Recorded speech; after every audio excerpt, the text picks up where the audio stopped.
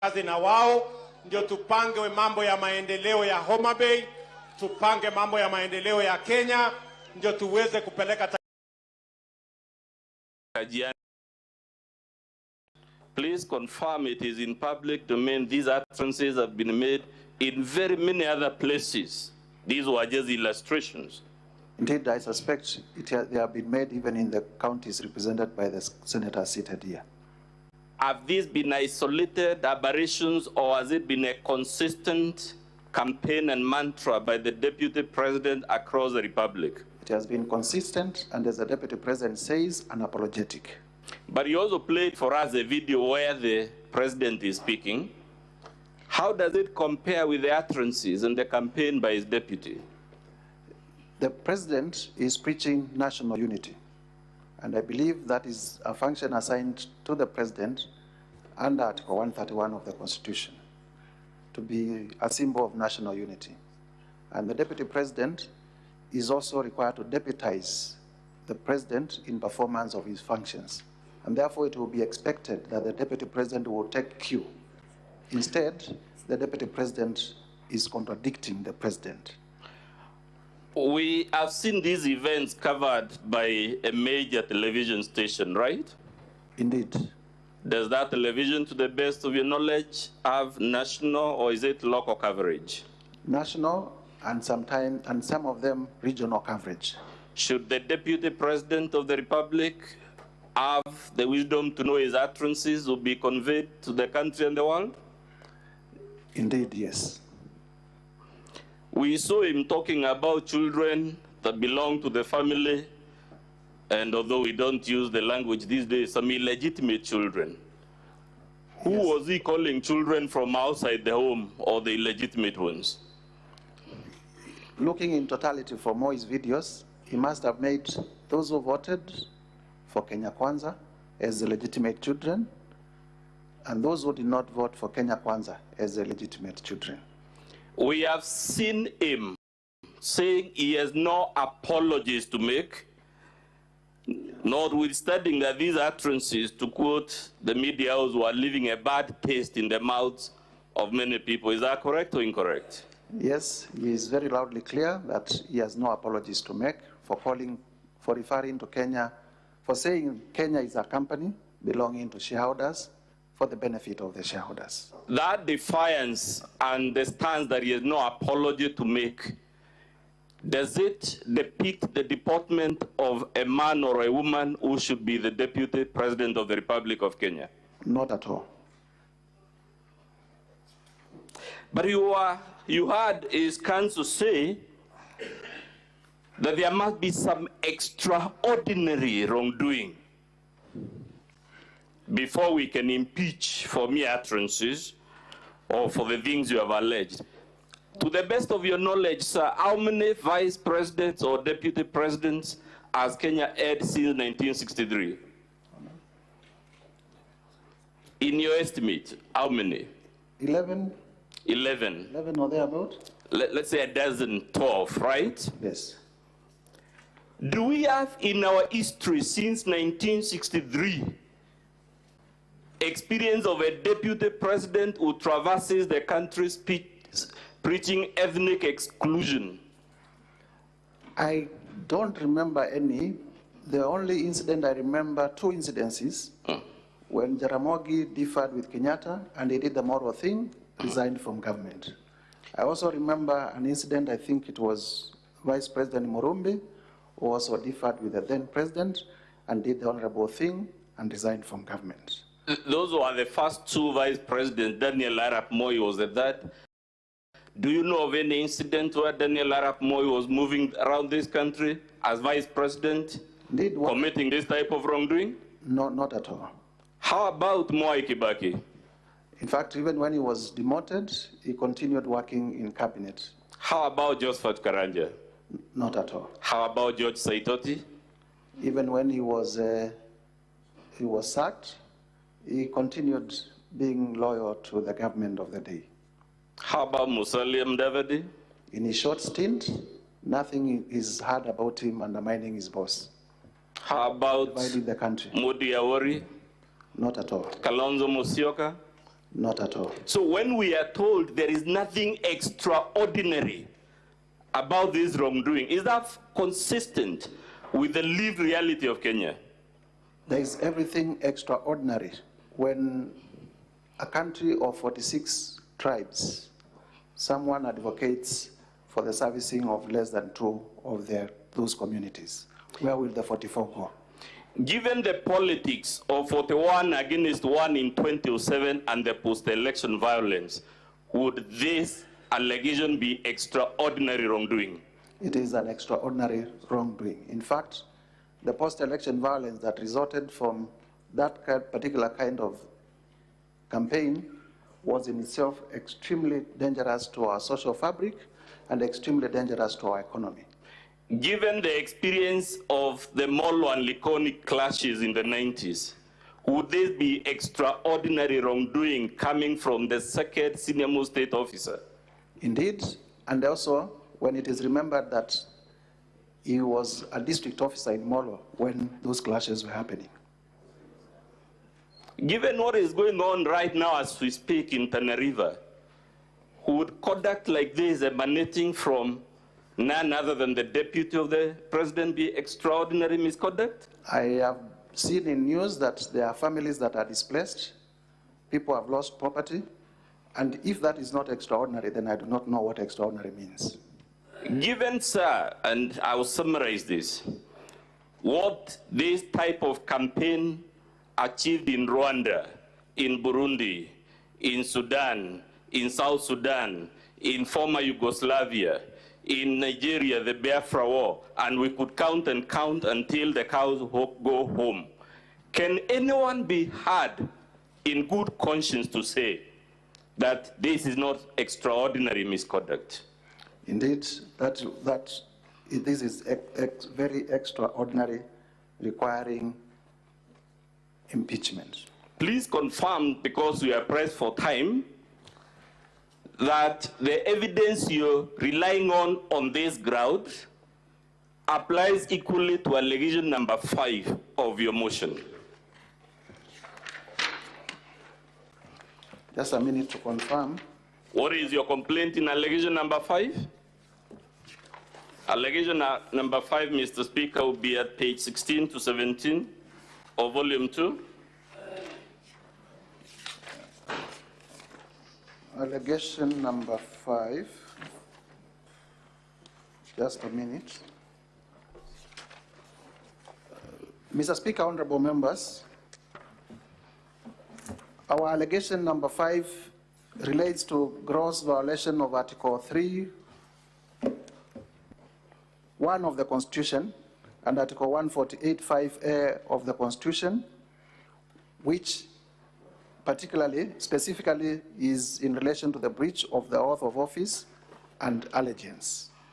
Does the oath of office require the deputy president to promote national unity or the shareholder politics? The oath of office demands of the deputy president to promote national unity. And what is your complaint in ground number 6, sir?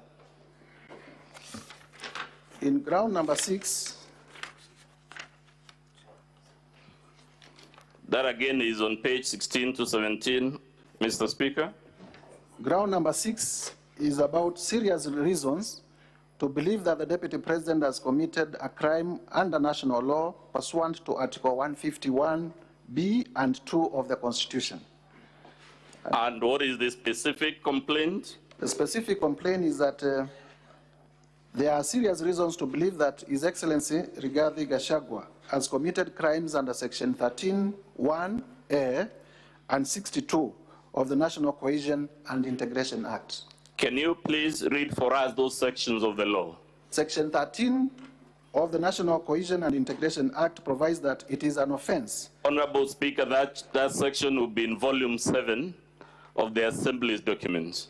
That it is an offense for any person to use threatening, abusive, or insulting words or behavior where the person intends to stir up feelings of ethnic contempt, hatred, hostility, violence, or discrimination. The section also makes it an offense to use words or engage in such behavior when, having regard to all the circumstances, ethnic hatred is likely to be stirred up. Is ethnic hatred likely to be stirred up by this campaign of shareholding? Obviously. Is it likely to stir up ethnic contempt? Obviously. What does Section 62 say? Section 62 of the National Cohesion and Integration Act states that a person commits an offense when the person makes statements that are intended or are likely to stir up feelings of ethnic contempt, hatred, hostility, violence, or discrimination. Are the utterances by the Deputy President likely to trigger any of those things? Yes, indeed.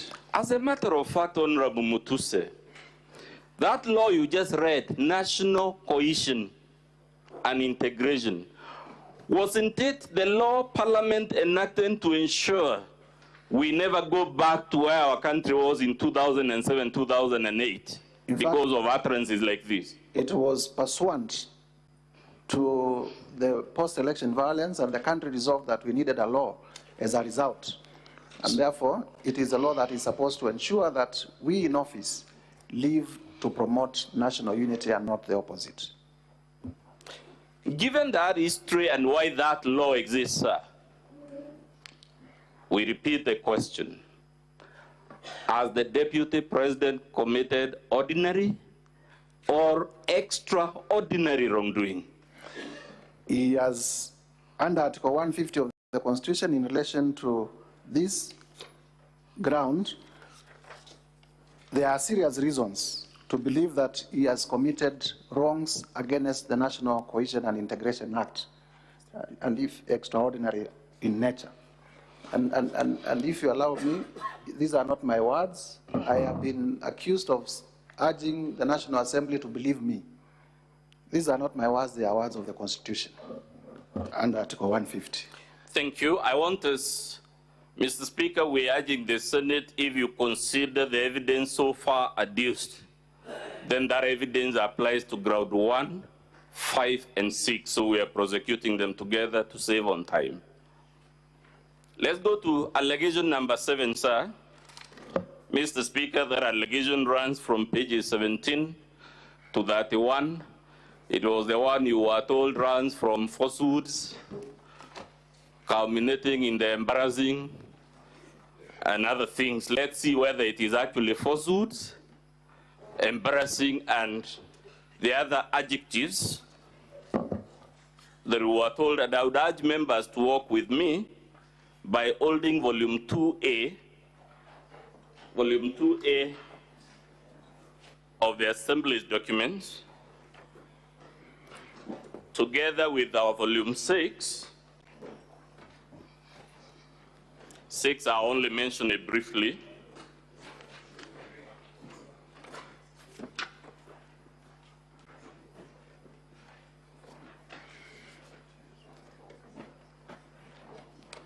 Please confirm, sir, at page 2 of volume 6, who, as between you and the Deputy President, as passions were cast, that you're referring to irrelevant material about the estate of the late Gachagua'S.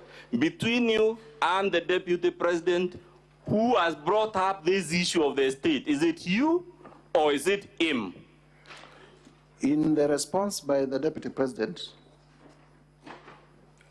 on page 2 of volume 6, he did bring out the issue of the estate of his late brother in response to the allegations that he has acquired properties worth 5.2 billion within the period that he has been Deputy President. So we'll come back to that document much later. I'm only mentioning it now, sir, to clear the air, whether it is you trying to whip emotions by bringing up this matter, or it is the Deputy President attempting, by his own response, to hide behind the shadow of his late brother.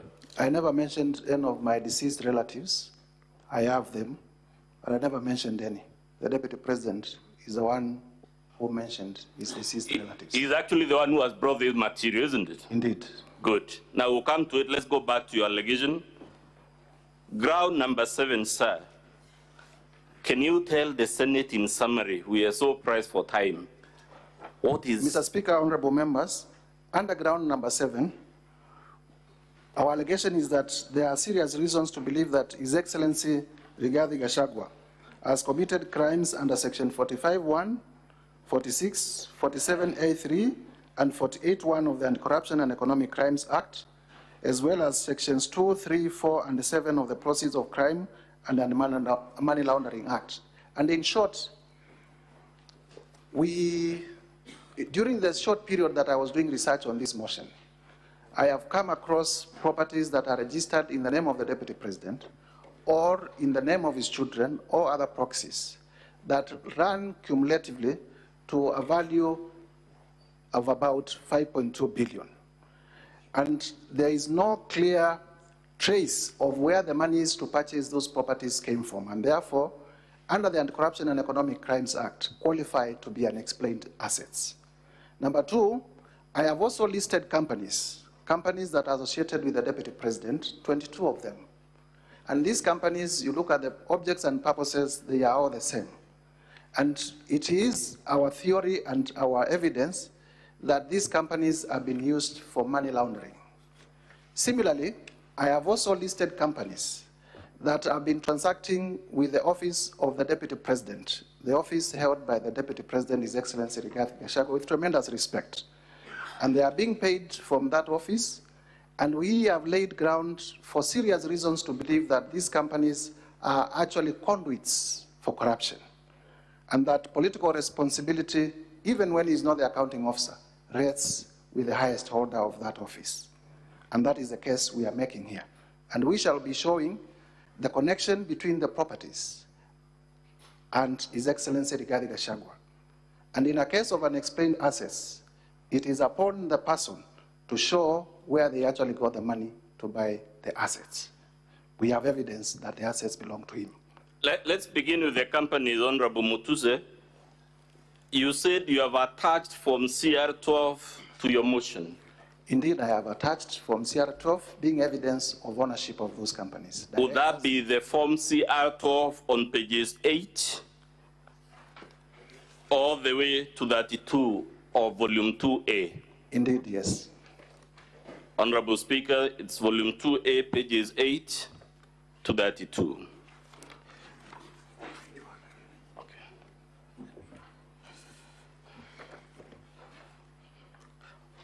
It actually begins, Honorable Speaker, it's me who is mistaken. It's from page 1 to 32, right? Indeed, yes. And because we are stressed for time, sir, does this document show in black and white that the majority of these companies, the directors and shareholders, are either the Deputy President or his sons or his spouse? Yes, they do, and senators will have opportunity to look at the Form CR12s. Many of them are under 2 weeks old, so they are very recent. Let's go to the question of the purchase and of... You can also independently confirm from the e-Citizen portal, it is only 650 shillings to do as a company search. You have mentioned Treetops Hotel and Outspan Hotel in paragraph 45A. Yes, indeed. Let's confirm whether this is false, ridiculous, or embarrassing. Did the Deputy President issue a public address on the 7th of October in which he admitted acquiring these 2 hotels? Yes, indeed, and it is part of our evidence. So with that admission from him, can we be here to say your allegations are false, ridiculous, and embarrassing? That is not expected from the son of Mau Mau. Let's go to page 33, sir, of your volume 2A. Mr. Speaker, sir, we have been patiently waiting and restraining myself from raising. Pause the time for the National Assembly, please. Proceed, Council. I've been constraining myself when listening to the proceedings. And Council is testifying instead of the witness testifying. Number 2, he's asking leading questions in examination in chief. And Council understands the rules of examination. A case in point, you're very general. A case in point? The Hansons, Mr. Speaker, sir, will bear us witness, and the Senate is a custodian of the Hanson. Counsel, I'm very alert. Any leading questions before you take your feet, I'll be able to object to it. I'm very alert to that. Proceed, Counsel. Much obliged, Mr. Speaker. Let's go to page 33, sir. What is that document? On volume 2A? On page 33, this is a discharge of charge between Wayne Holdings Limited and Aberdare Safari Lodges Limited. Yes. Drawn by the firm of Hamilton, Harris, and Matthews. On page 34, what is given as the amount of the loan being discharged? The loan being discharged is 143,885,042 shillings. Please confirm this loan is being discharged as of 30th October 2023. Yes, the loan is being discharged as at of 30th October 2023. And the loan was to Aberdare Safari Hotels Limited. Would that mean this hotel was indebted before the Deputy President acquired it? It was in evidence. To what amount? 143,885,042 shillings. Let's go to page 37.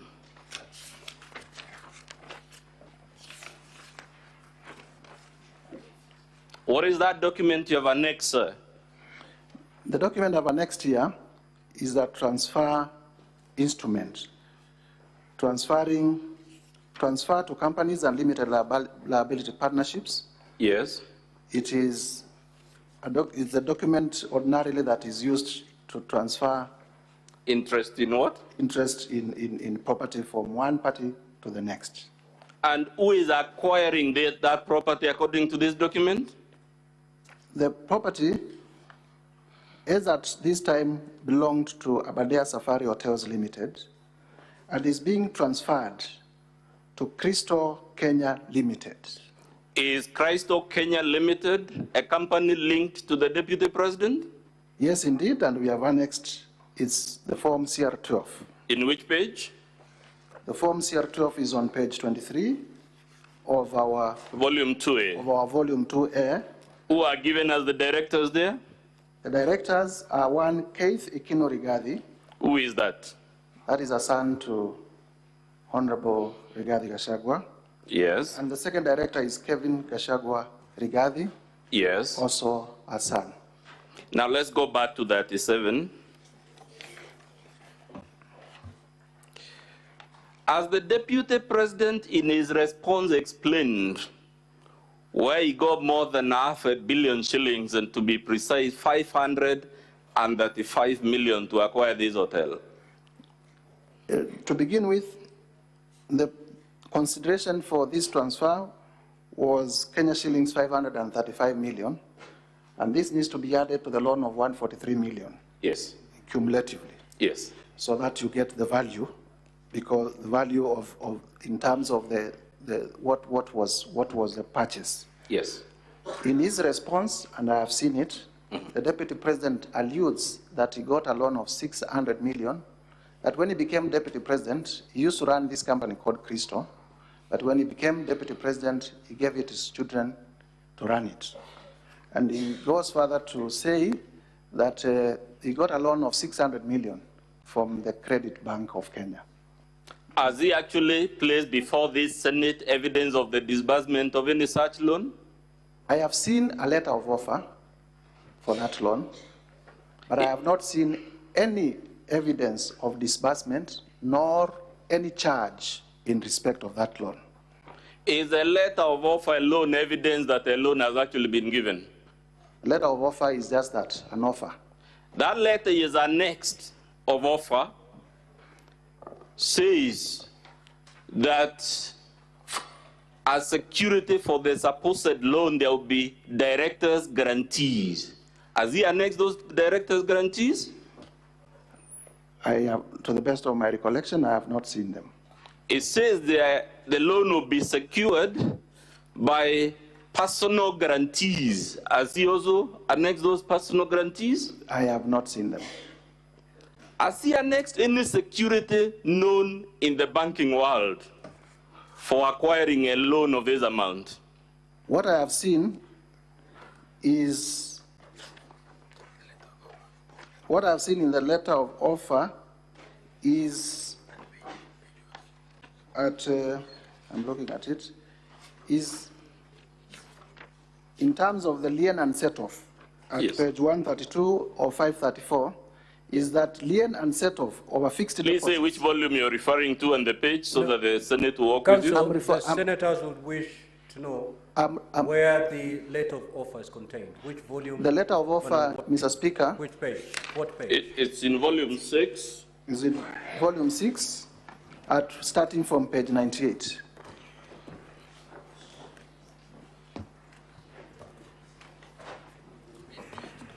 Yes, walk us through that letter of offer. So there is a letter of offer, meaning there was an application for a loan. And this is to the directors of Crystal Kenya Limited. Crystal Kenya Limited is the company that is acquiring Aberdare Safari Lodges. And the loan is in respect of an amount of 600 million. And in the clause for lien and set-off, I have seen that a lien and set-off or fixed deposits, this is on page 99, in respect of INO Crystal Kenya Limited for an aggregate amount of 300 million to be obtained. Interest accrued shall be credited to your deposit settlement account. Let's stick to that one for now. From elementary banking knowledge, what do we conclude from this issue of the 300 million? My understanding is that the account held at the bank had 300 million shillings in cash, and that that amount was going to be part of the security for the loan. So it means the deputy president or his sons had already cash in that account of 300 million shillings. Yes, which is also an asset that we are counting in accumulating the 5.2 billion. Now let's count that 300 million, 535 million, and the 143 million that had been to be paid to pave way for this transaction. Indeed, yes. In estimate, that would be like how much money? 535 plus 300, 835 plus 143, roughly a billion shillings. Roughly a billion shillings. In respect of one transaction. Just one property. Now, if the deputy president were to save all his net salary for 10 years, would he be able to have savings of a billion shillings to acquire this hotel? Not at all. But because from the non-source, legitimate source of income, which is his salary as deputy president, as gazetted by the SRC, roughly around 1.2 billion after taxation, an aggregate of a million shillings, it would not be possible to acquire a billion shillings within a period of 2 years. now these three figures, whether it is the 143 million or the 300 million or the 535 million, as the deputy president in his response offered any legitimate explanation of how he or his very young sons came upon this incredible fortune of money? Nowhere in the response, other than the letter of offer that is in itself not evidence of acquiring a loan. At page 39, who are shown as the parties to this transaction for Abadea's Hotel? Page 39 of volume 2A. At page 39 of volume 2A,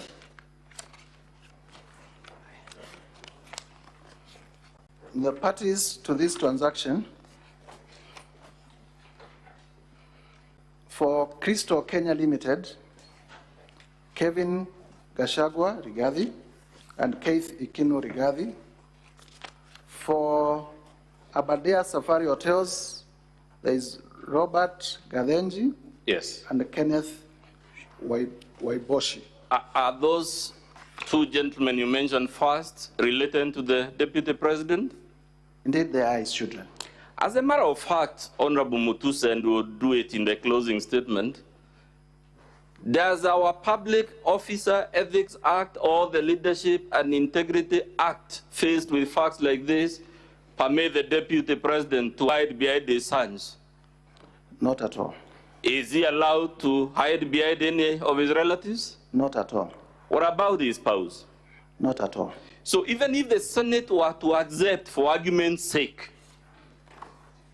that this company is run by the sons and whatnot, would that, based on our Public Officer Ethics Act or the other act, which is the leadership, and would that be a valid answer to this unexplained wealth? Section 35 of the Leadership and Integrity Act. Please say the volume you're reading. I'm reading from volume 7 in our bundle of documents at page 34. Acting through others. A state officer contravenes the code if the officer A causes anything to be done through another person that would constitute a contravention of the code if done by the state officer, or allows or directs a person under their supervision or control to do anything that is in contravention of the code. Mr. Speaker, acting through others is what previously I have called it wasn't me. But let's jump to page 79 of volume 2A.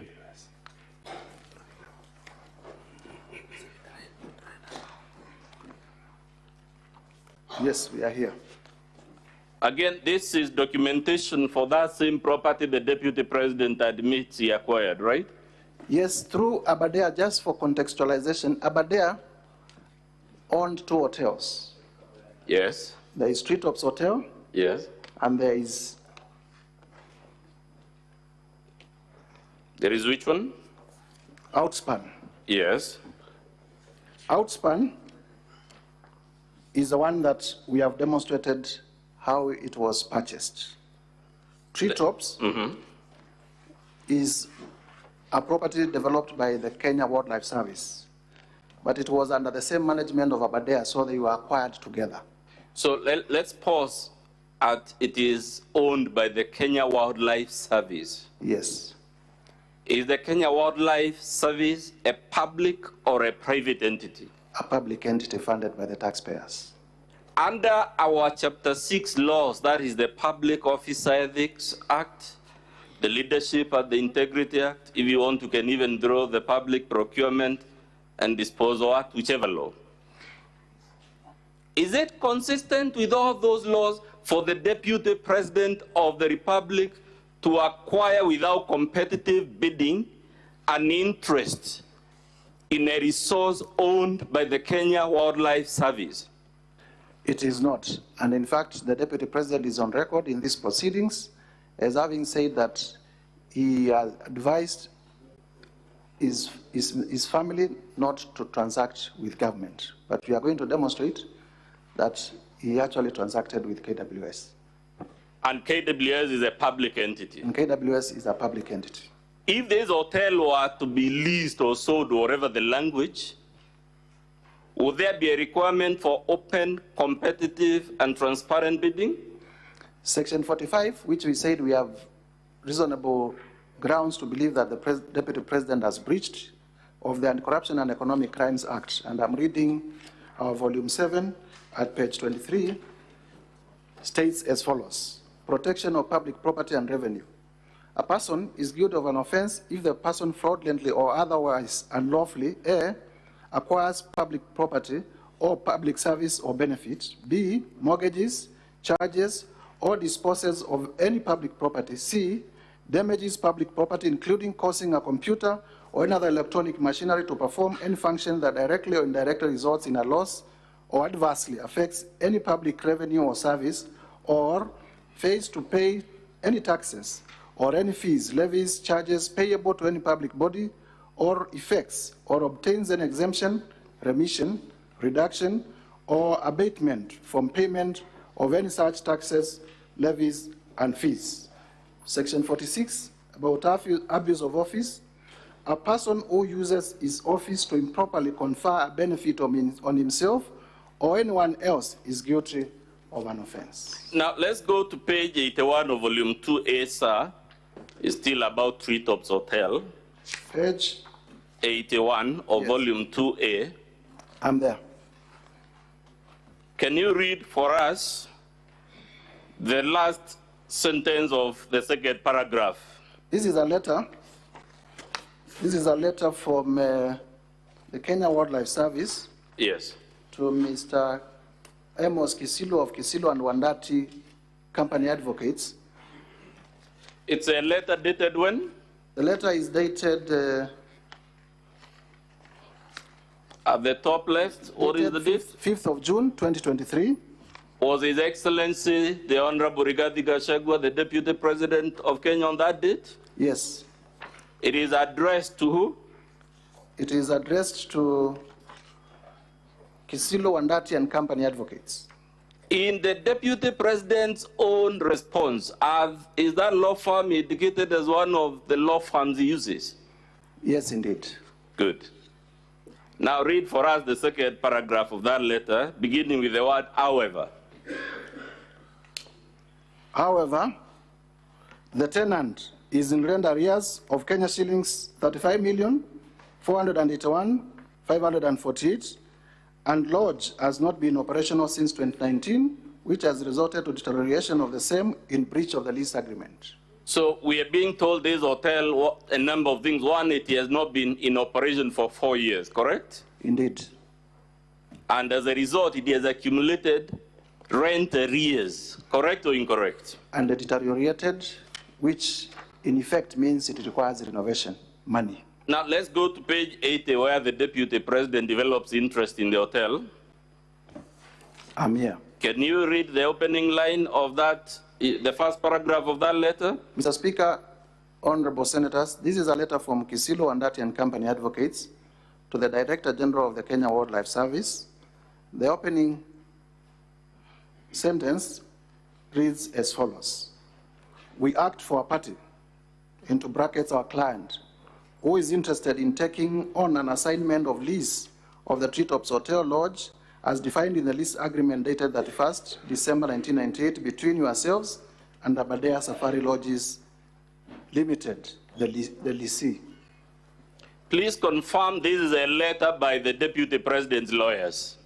This indeed is a letter by the Deputy President lawyers, but funny enough, against any all professional knowledge in terms of how you write letters, they do not disclose their client. They just say, we act for a party. Who is our, does that letter disclose the identity of the client anyway? No, it doesn't. And it is a requirement that you must disclose the client even as you move ahead. Is that how lawyers usually write letters in honest, genuine transactions? Not at all. Good. Now let's go. And I am one of them, so I know. Let's go to page 83 of volume 2A. What is written there?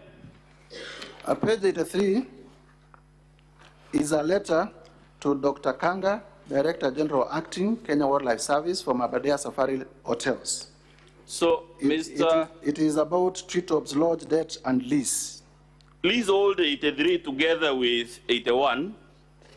In 81, we are told the hotel has not been in operation for 4 years, and that's why it's in rent arrears, right? Yes, rent arrears of upwards of 35 million. And that is on which date? This is on 5th of June, 2023. And the letter at page 83 is on what date? It's 7th of July, 2023, a month later. How many days in between, roughly? Roughly a month, 30 days or so. Roughly a month. And what does this letter say? The letter says, I refer to Treetops rent arrears debt of Kenya shillings 35,481,548 and 14 cents, and I am pleased to inform you that the Aberdare Safari Hotels Limited has today paid via RTGS bank transfer, amount of 34,869,797 to KWS main collection Standard Chartered Bank account, and the amount of 611 to KRA for 2% withholding tax. So, Honorable Mutuse, what do you have to tell the Senate of the fact a company that was in arrears for 4 years, 35 million, it is in distress, it's not in operation, the Deputy President shows interest, and suddenly it is able to pay these arrears of that 5 million? The Deputy President must be magical. Associating with the Deputy President must be very magical, because you have not operated for over 4 years, you are in debt, you have not been able to service that debt for 4 years, but you have just interacted with him for a month, and you pay your debt overnight. Now, when you see that, sir, is it consistent with the narrative that your allegations are false, ridiculous, and embarrassing? Not at all. Indeed, our allegations are backed up by cogent evidence, as we have demonstrated. What is the document at page 85 of volume 2A? At page 85, this is a letter by Kenya Wildlife Service to one Ken Waiboshi, who is the managing director of Aberdare Safari Lodges, and it is acknowledgement of funds. How much money? We acknowledge, the letter reads as follows in paragraph 2, we acknowledge receipt of Kenya shillings 34,481. As the Deputy President in his response explained, the mysterious availability of these 35 million shillings when he comes to the picture? I have not seen anywhere where it explains where this money came from. Page 87, what is that document? At page 87. Oh, volume 2A, Mr. Speaker. This is a novation and assignment of lease agreement and addendum to lease dated 31st December 1998 and 27th July 2023, respectively, between Kenya Wildlife Service, Aberdare Safari Lodges Limited, and Crystal Kenya Limited, the company of interest. Does this confirm, just like the deputy admitted, that he actually acquired Treetops Hotel? Indeed, it confirms, and it is not. It has not been contested. Is your allegation, therefore, Mr. Mutuse, about Treetops,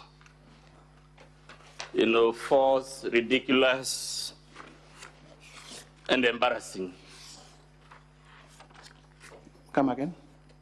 The evidence you just taken the Senate through about Treetops Hotel, is it consistent with the narrative of a move of motion who makes ridiculous, false, and embarrassing claims? Not at all. It demonstrates that our allegations are not malicious. They are backed. Let's go to his response in volume 6.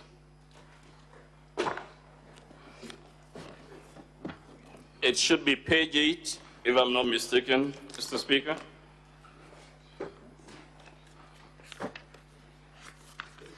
Eight of volume 6. Yes, there we are. Volume 6. On page.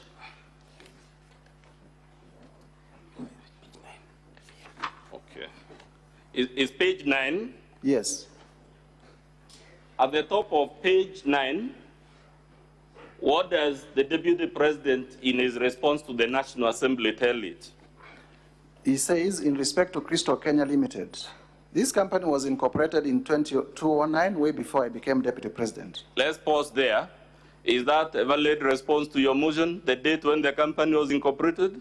I am interested in what the company did when Mr. Gachagua'S is Deputy President, and not when the company was incorporated. Okay, read for us the next line. I transferred the company to my sons when I became Deputy President. Is that a valid answer given the things we've just seen about Treetops and Outspan? It confirms that the sons indeed are acting on his behalf. Read the next line, please. It acquired Outspan Hotel and Treetops Hotel following financing by a local bank. I also gave the company a personal loan from funds which were returned to me by the Asset Recovery Agency. I wish to clarify that Treetops Hotel was not bought. It is leased from KWS. The lease was assigned to Crystal Kenya Limited by a private company, Aberdare Safari Hotels Limited. I have annexed the facility letter dated 24th October, as well as the company resolution to borrow Kenya shilling 600 million and marked as Annexure RG 14 and Annexure RG 15 respectively. Let's go to page 44. This relates to the property called Rogoro Kiamariga 1223. This is in volume 2? 2A. Volume 2A, Mr. Speaker, page 44. Please confirm from the Deputy President's response whether he has admitted acquiring this property. Yes, he admits acquiring the property, but goes ahead to make some justifications. Page 44, Mr. Speaker, volume 2A. The justification he makes is to what effect? Is that the acreage is different. Yes. And also that he bought it for 3.5 million and not 5 million as alleged. Now, let's go to that page 44. What is that document? This is a document transferred by personal representative to person on intestacy. Basically. And who is given that transfer? Who is making it?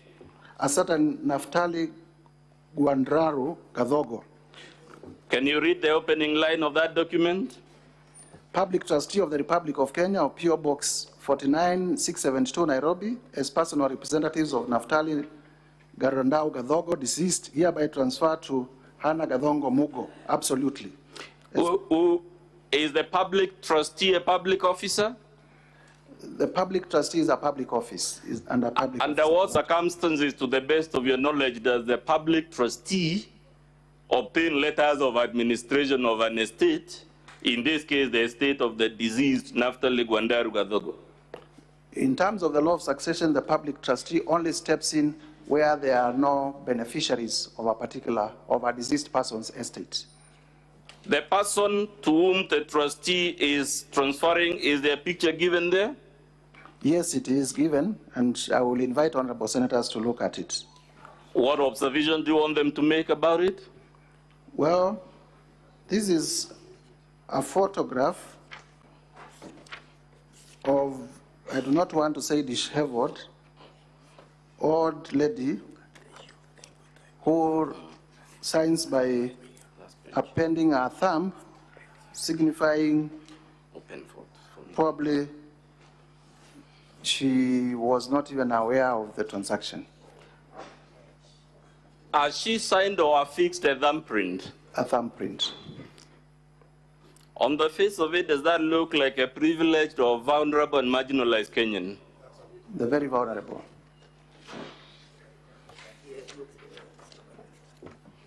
Mr. Speaker, sir, kindly allow me again to bring to the attention of the Assembly that the advocate is leading the witness.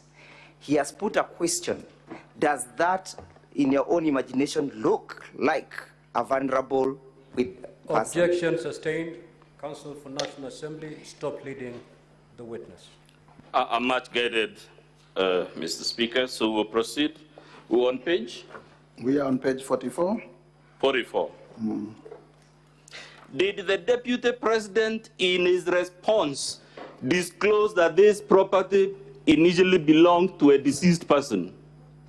No. Did he, in his response, disclose that this property was initially vested on the public trustee? No, he didn't. Let's go to his response at paragraph 1.4.2, which is on volume 6, Mr. Speaker. Page 4 of volume 6.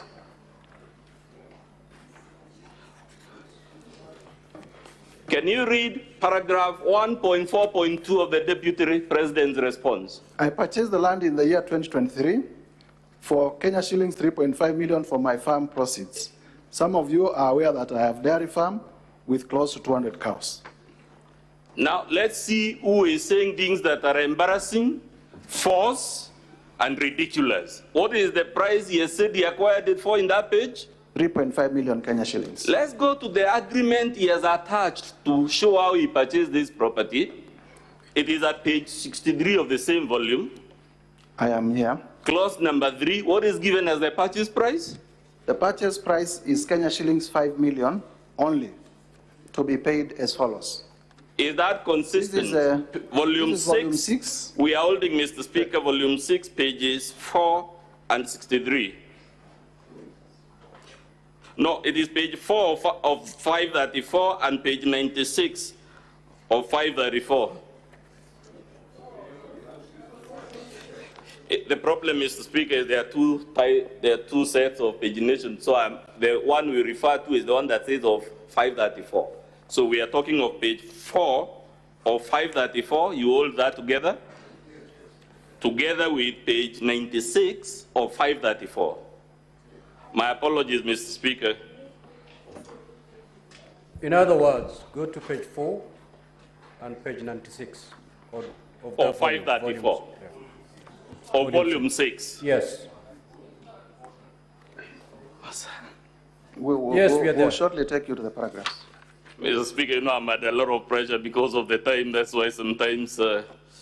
So, are we all there, honorable senators? Good. Can you read again for the Senate on page 4 of 534 what the Deputy President says was the purchase price for this property? This is land parcel number Ruguru, Kiamariga, 1223 in Madeira East constituency. That is on page 3. And on page 4, the Deputy President says, I purchased the land in 2023 for Kenya shillings 3.5 million for my farm proceeds. Let's pause it there. He bought it for 3.5 million. Let's go to the document he has annexed to prove that he acquired this property for 3.5 million. It is at page 96 of 534. Indeed, this is agreement for sale of the whole of LR number title Ruguru Kiamariga 1223, measuring approximately 2.5 acres. And under clause 3, the purchase price is Kenya shillings 5 million to be paid as follows. Given this inconsistency, sir, is it fair for the Deputy President, when he is lying on his own document, to accuse you of presenting material that is false, ridiculous, and embarrassing?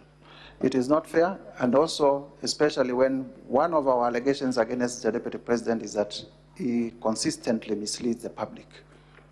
He says that he bought it in the year, back to page 4 of 534, in the year 2023. Was that during his tenure as Deputy President? Indeed. He says he has a dairy farm there with 200 cows. Indeed, he says so. In his presser on the 7th of October 2024, what did he tell the country was the source of these 200 cows? If I remember correctly, in the televised address by the Deputy President on that fateful night, he did say that the Kalenjin people of the Rift Valley have gifted him the cows that he keeps in his farm. Can you now read for us Article 76(1) of the Constitution, what it says about gifts given to public officers?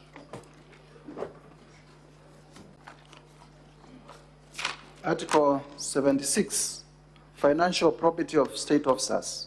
76(1). A gift or donation to a state officer or a public or official on a public or official occasion is a gift or donation to the Republic and shall be delivered to the state unless exempted under an act of Parliament. Has the Deputy President presented any evidence that he surrendered these gifts to the state? He says that he has kept them in his farm. Wouldn't that be an admission by his own public statement of violating Chapter 6? Indeed, it is an admission and should be treated as such.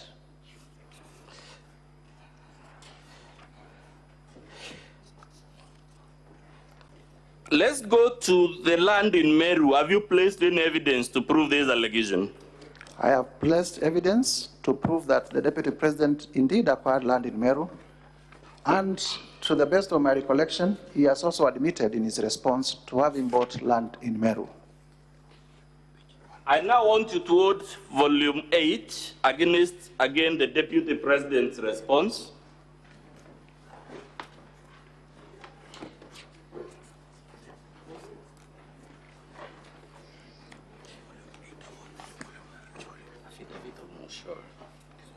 Yes. Let's go to, first of all, volume 6, which is the Deputy President's response. What does he say about the Olive Garden Hotel? In summary, it's clause 1.1.1 all the way. For clarity, Council, so Yes. we leave the issue of Meru, we'll come to We'll come to it later, don't worry. Let's deal with Olive Garden Hotel for now. Volume 6 of, which is the Deputy President's response. We made an allegation that the Deputy President has bought Olive Garden Hotel through proxies. Volume 6, page? Volume 6, page 2 of 534. 2. Yes, page 2 of 534. Mr. Speaker, honorable senators, in my motion, I made allegations that the Deputy President has bought the Olive Garden Hotel, initially owned by his late brother. And in response, the Deputy President said as follows: the allegation that I own Olive Garden Hotel is false. The truth is that Olive Garden Hotel used to belong to my deceased brother, the late Honorable James Nderito Gachagua, and therefore has never been my property. This is information that most of you may be aware of, as it is in the public domain. Upon his demise, my late brother left a will in which, in his recognition that I am an honest man, We can leave it there, and honest man is written in bold, right? he appointed me as one of the executors of his estate. Now, is the DP's response about Olive Garden, which runs from page 2 to 3, consistent with the affidavit in the National Assembly's volume 8 by Peterson, Jomo, Mushira? Maybe so that we can point members. On volume 8, we have the affidavit of Mr. Peterson Njomo Mushira. And Tell us in summary, because we are so pressed for time. Peterson Njomo Mushira says, I have personal knowledge of one of the issues raised in the special motion for the removal from office by impeachment of Mr. Rigathi Gachagua, the Deputy President. I have personal knowledge of the facts relating to the sale of Olive Garden Hotel, which initially formed part of the estate of the late Nderito Gachagua. Given the matters set out in the preceding paragraph, I am competent to swear this affidavit. I decided to swear this affidavit after my attention was drawn to contradictions between the contents of part 1.1 on pages 1-2 of the response that His Excellency Rigathi Gachagua filed at the National Assembly on 8th October in opposition to the special motion for his removal. B, remarks made by Honorable Okomas Mwengi Mutusa when prosecuting the motion at the National Assembly, and remarks made by Honorable Kimani Ichung'wah at the National Assembly. Remarks made by members of the Assembly. Let's go to the next paragraph in the interest of time. I wish to clarify and state as follows. I am a shareholder and director of TM Civil Engineering Limited, the company referred to in the agreement annexed on pages 10 to 34 of the Deputy President's response to the motion. On around 31st of March 2023, the Deputy President approached and convinced me to purchase the Olive Garden Hotel, which was at the time part of the estate of the late Nderito Gachagua. Let's go to D. Indeed, he averts that in Now summary... let's go to C. No, C. The Deputy President persuaded me to enter into an informal secret arrangement, the secret arrangement, regarding the transaction embodied in the agreement annexed on page 10 to 34 of his response to the motion. In summary, the terms of the secret agreement were that, 1, the Deputy President would buy the hotel from me by refunding the purchase price of 412 million set out in the agreement annexed on page 10 to 34 of his response. 2, the Deputy President would instruct and pay a contractor to renovate the hotel after the completion of the transaction embodied in the agreement. 3, to protect the Deputy President's undisclosed interest in the hotel, I would appoint Ms. Julian Jahenda as a signatory or agent for the hotel's account at the Cooperative Bank of Kenya. And 4, to further protect the Deputy President's undisclosed interest, Mrs. Juliani Jahenda will run the hotel. That Ms. Julian Jahenda, is it the same person mentioned in volume 8A on page 1 of 19? Volume 8A.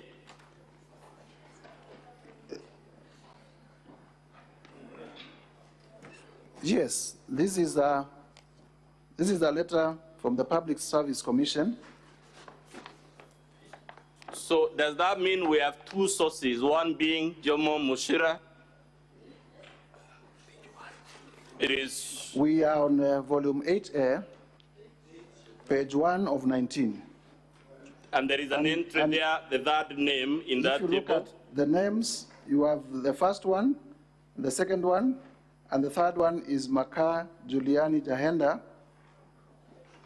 Is that the same? Who is the Deputy Director in charge of coordination in the presidency at the Office of the Deputy President, working on a local contract? Who is the author of this document? The author of this document is the Public Service Commission of Kenya. Does this document, is it consistent with what Johnson Mushira said in his affidavit about Julian Jahenda? It shows that Julian Jahenda is a staff and a close associate of the Deputy President, and she's the same person who was seconded to manage his interest at the Olive Garden Hotel. The acquisition of this hotel through a secret arrangement from the estate of his brother, is it consistent with a honest man as written in bold font in his response? It is indeed consistent with our allegation that His Excellency, the Deputy President, raided the estate of his late brother and acquired properties directly and through proxy. Lastly, from me, so that Mr. Wanyama will wrap up, let's go to the Vipingo property that also belonged to the estate of his brother. And for senators to note, this is another 535 million, 412 million in terms of the purchase and renovations, another extra millions of money, and there is no disclosure as to where the money was coming from. Now let's go to Vipingo Beach Resort, which again the Deputy President wants to hide under the shadow of his late brother, who is given on page 18 of volume 2A as the directors of Vipingo Beach Resort Limited. Volume 2A, page 18 of 123. Volume 2A, on page 18, we have annexed Form CR12, dated 27th September 2024, for Vipingo Beach Resort Limited, and the directors are Keith Ikino Rigathi and Kevin Gachagua Rigathi, and the estate of deceased James Nderito Gachagua. So let's begin with Kevin, who is a son of the Deputy President. Was he an executor of the will that the Deputy President has annexed to his response? No, the will was to be executed by the Deputy President, Mr. Honorable Rigathi Gachagua, Advocate Njoroge Rogeru, and Mr. Maina. So the children of the Deputy President were not executors of the estate, and therefore cannot be said to be in the directorship of this company by virtue of the will of the late Rigathi Gachagua, because they were not named as executors of his estate. So is this document on its face consistent with his defense that this hotel belongs to his late brother? It flies on the face. But let's see whether he actually acquired it. Let's go to volume 4, page 107 of 484. I am at volume 4, page 107. What is that document, sir? This is a joint will executors report on the status of the estate as at 27th February 2024. This is the estate of the late Nderito Gachagua. And what does it tell us about Kuruwitu Home Resort in Roman 3 on that page? The broad headline is sale of estates assets. And it lists number 1, Queensgate, Olive Garden Hotel, and then Kuruwitu Home Resort. Yes. And it says as follows. The resort was sold to Kuruwitu Properties Limited for Kenya shillings 250. What page is that volume? That's This volume is, 4. Volume 4, Mr. Speaker, page 107 of 484.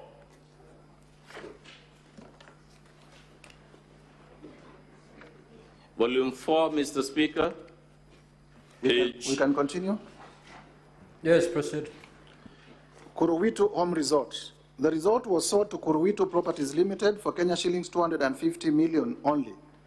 Let's stop there. Yes. Is Kuruwitu Properties Limited, to which this hotel or resort was sold, a company linked to the Deputy President? Indeed, and we have annexed in our volume 2A. Yes. If Honorable Speaker and Senators would go to our volume 2A of our exhibits at page 8. We have volume 2A, page 8. We have annexed the form CR12 in respect of Kuruwitu. And who are shown as the directors there? The directors are Vipingo Beach Resort Limited. But let's also interrogate. Vipingo Beach Resort Limited, which we have demonstrated that is owned by Honorable Gachagua'S children. Back to volume 4, page 111 of 484. Can you read at the top the sentence that begins with, for instance? This is, we are at page 111, and this of 484, Mr. Speaker, volume 4. This is still, this is for, so that we, this is still the joint will executors report, and at the top there, at page 111, for instance, the sale of Kuruwitu Beach Resort cottages and Olive Gardens Hotel was done after beneficiaries were appraised in the meeting of 24th June 2023, cited herein before. Significantly, the beneficiaries themselves in their meetings with one of the executors, underline one of the executors, approved the sale of Kuruwitu Home Resort to one of them, underline one of them.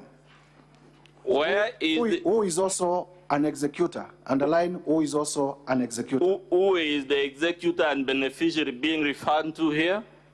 The only executor and beneficiary of the late Nderitu Gachagua'S estate, as named in the will and as named in this joint report, is one Honorable Rigathi Gachagua.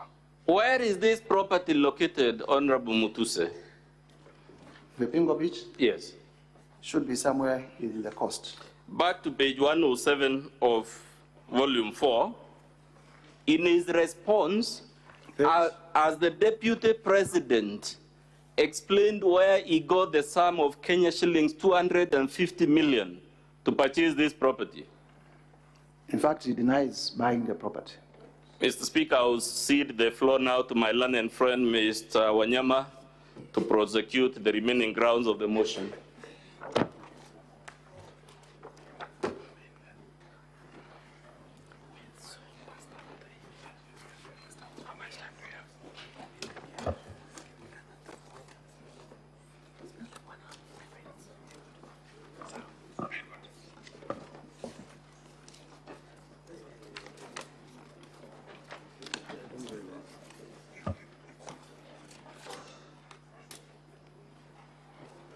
Mr. Speaker, with your permission, I'll proceed from where my colleague Mdomi has left.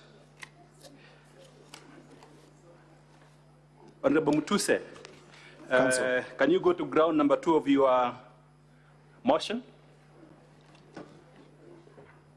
We'll be there shortly. I think that's page 10 of volume 1.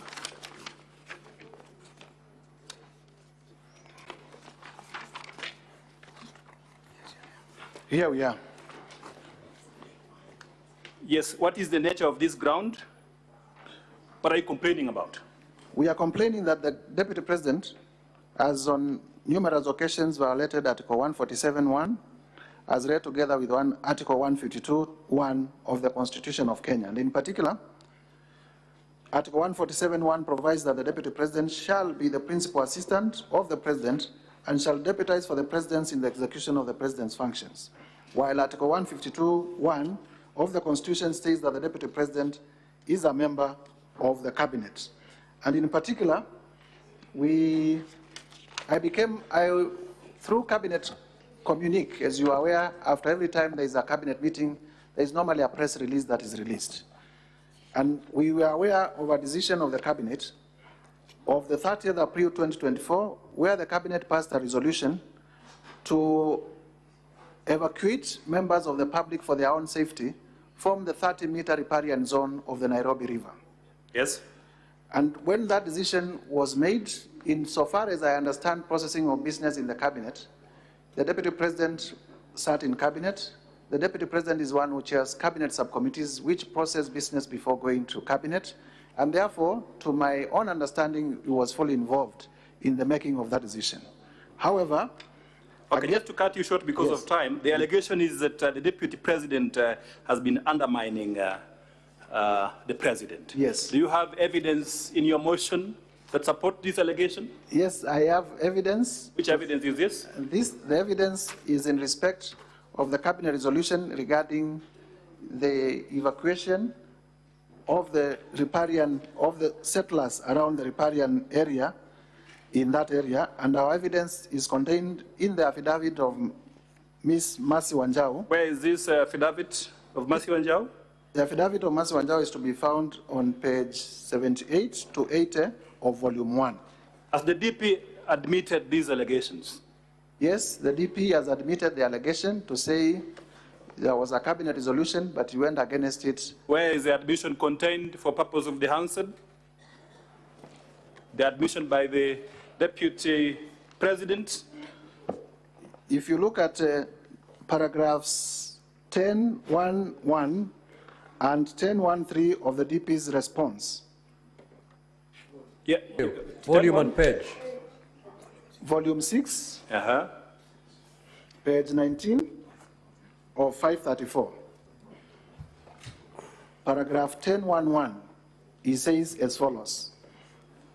The Office of the Deputy President has undertaken extensive engagement with all parties in regard to the Cabinet decision on eviction, which I fully support, including the Nairobi River, which is an entity under the ODP. Okay. I think we can hold, we can stop there. So yes. In your opinion, as the move of the motion, can the government of Kenya function if the Deputy President and the President are not reading from the same page?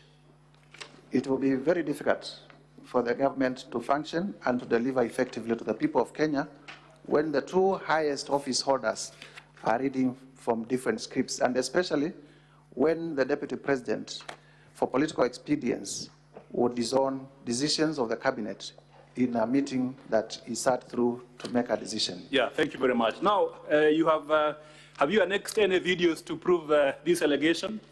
Yes, indeed. It's video number? We have annexed video number 10. Video number 10. Video number 10. And also video number 10. What does video number 10, what is it all about? Maybe they can play it for honorable senators to see for themselves. Can you play video number 10 briefly? Mr. Speaker.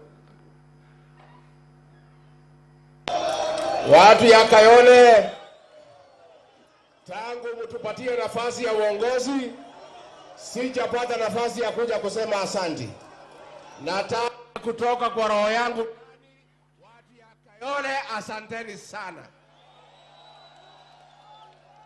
Mimi najua, nimeona iko shida ya watu ambaye walibomolewa, si ndio? Maybe you can, na nimeona mumeandika vizuri ya kwamba mteue kamati ya watu wachache ndio mkuje niketi na nyinyi.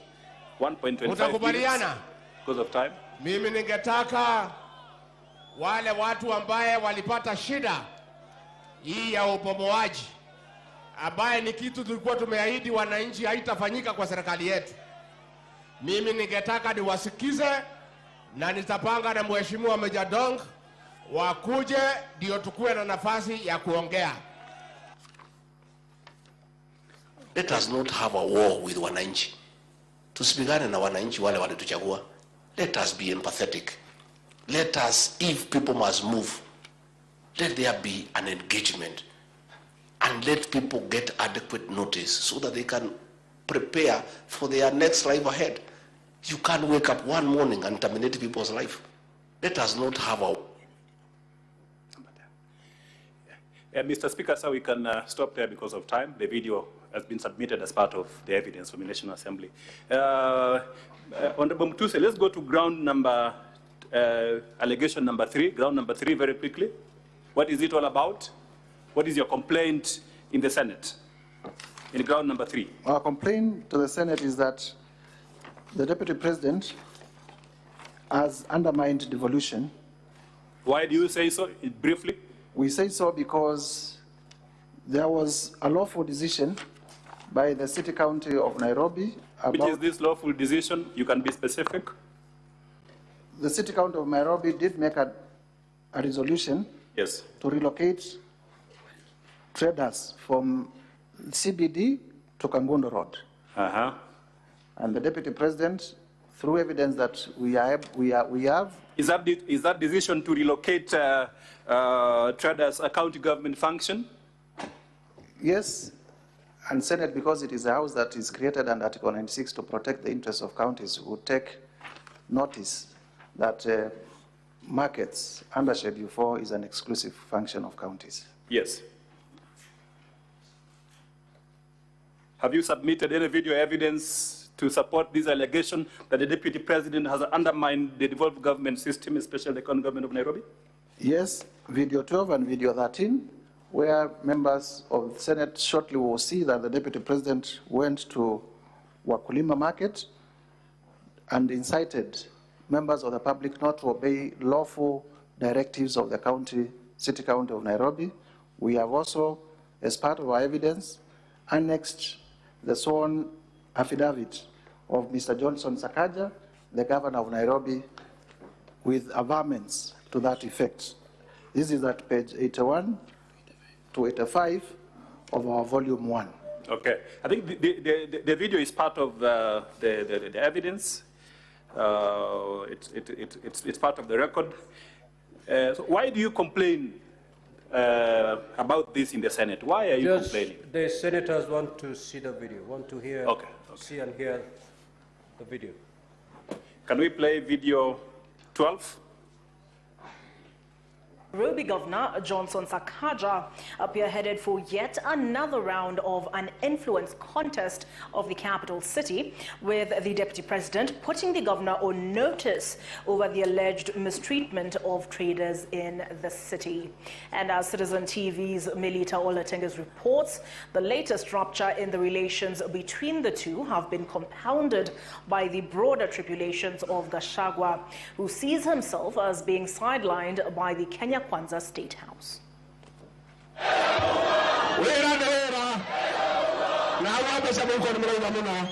2 years ago, downtown Nairobi, in the thick of the campaign trail, and fast forward to this on Friday. In the same style and fashion, he returned to Marikiti, heightening the standoff with Sakaja over traders' relocation. Gachagua'S says he made a promise that he holds dear, but the governor seems to be having a different vision for the county.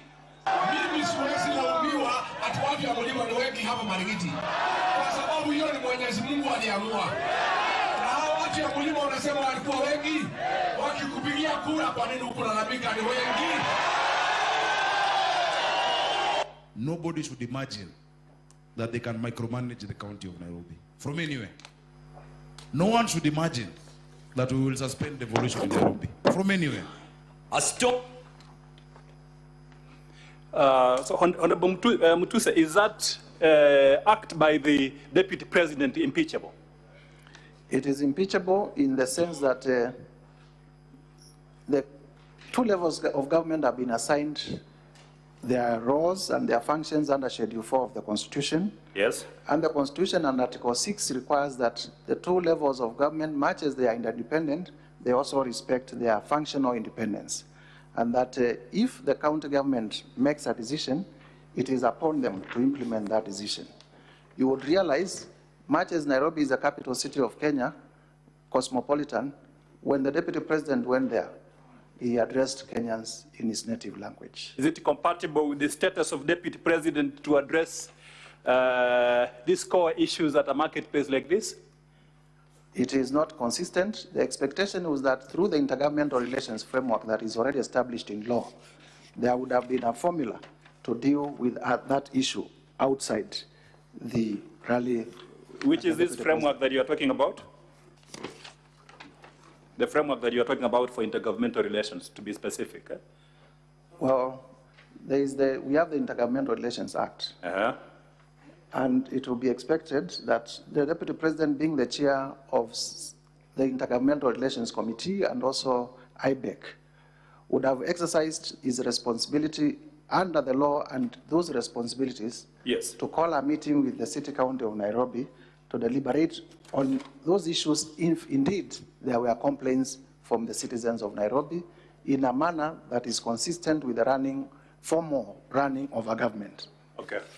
I think because of time, we can move to allegation number 4. Are you there? Just go to your motion, allegation number 4. What is it all about? Explain briefly to the honorable senators. Allegation number 4, I believe it's at page 14 of your motion. 1 minute. Yes, here we are. Now, our ground 4, Mr. Speaker and honorable senators, is gross violation of Article 161 of the Constitution, specifically undermining the institutional and decisional independence of judges. Hold on, Honorable Mutusi. What do you understand by the word gross? You're using it in a context, and I think it is important you explain briefly. What do you understand by the meaning of the word gross? My understanding of gross violation of the Constitution, I don't know whether I will be speaking in my knowledge as a lawyer or just as a... Just give your opinion. What is gross? It goes into the answer there. I think gross violation of the Constitution, the best would be found in the Wambora decision. Okay. The Wambora decision did define what gross violation of the Constitution means. Yes. And it is said it is the violation of Article 10, Article 1, and several articles of the Constitution. I do not have the particular citation, but to my mind, I think it's paragraph 46 of that decision. Okay. So let's go back to allegation number 4, ground number 4. What is it that you're complaining about in this ground? In summary. We are complaining that the Deputy President did threaten in a manner that displayed personal vendetta the person of Esther Maina, a judge of the High Court of Kenya, and the reason for threatening her with filing a motion, a petition for a removal from office, was particularly in relation to a decision that she made in a case that was involving the Deputy President by finding that assets to the tune of cash 202 million that were held in his company's accounts were proceeds of corruption and money laundering. And for making that decision, the Deputy President, against the provisions of Article 161, threatened the Justice Maina with corruption and with removal from office. Yeah, this decision that you're talking about, Justice Maina's decision, where is it? You can point it out to the honorable senators.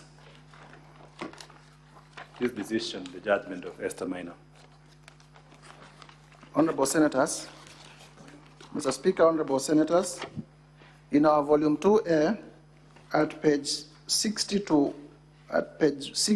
all the way to page all the way to page 77, we have annexed the judgment of the Honorable Judge Esther Maina, where many of the companies that we have stated in the other allegations are listed here as companies that are conduits of corruption and money laundering. Which companies are these in the judgment? Just maybe you can name a few of them so that we are more specific for the answer. You have heard us talk about Crystal Kenya. Crystal Kenya is here. You're saying Crystal Kenya is mentioned in the judgment? Yes, this is on page 64, and many, many others. So that with Wamonyoro Investments, you have heard us mention Wamonyoro Investment. Wamonyoro is mentioned here several times. So what is the conclusion by the judge in that judgment, the decision that you are complaining about? The judge said that in the upshot, the originality motion is granted in terms of prayers 2. This is page 77 of 123 in our volume 2A. That a declaration is hereby issued that the following funds are proceeds of crime and therefore liable for forfeiture to the state. And they are listed there: 165 million held in a certain account at Rafiki Finance Bank, 35 million in the name of Rigathi Gachagua, 773,000. How much in total did the judge find to be money that Rigathi Gachagua at the time had obtained through proceeds of corruption? An order is hereby issued that the above funds be forfeited to the government of Kenya and transferred to the Assets Recovery Agency, and the amount is about 200 million shillings. So he finds Mr. Rigathi Gachagua to have obtained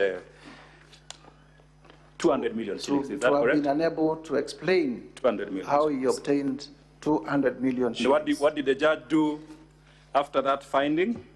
The judge directed that the amounts be forfeited to the government of Kenya through the Asset Recovery Agency, which is the body created under the Proceeds of Crime and Money Laundering Act to take care of money laundering. Yeah, Mr. Ongoya, for the deputy president who was here, and the family stated that, that you have no ground at all to bring this allegation in the Senate. What is your specific complaint in the Senate on this allegation? My specific complaint is that when a judge in a functional democracy and in a country of rule of law like ours, when a judge makes a finding against, and the judges make findings against all of us every day, the civil way of challenging that decision is through an appeal. So you appeal the decision.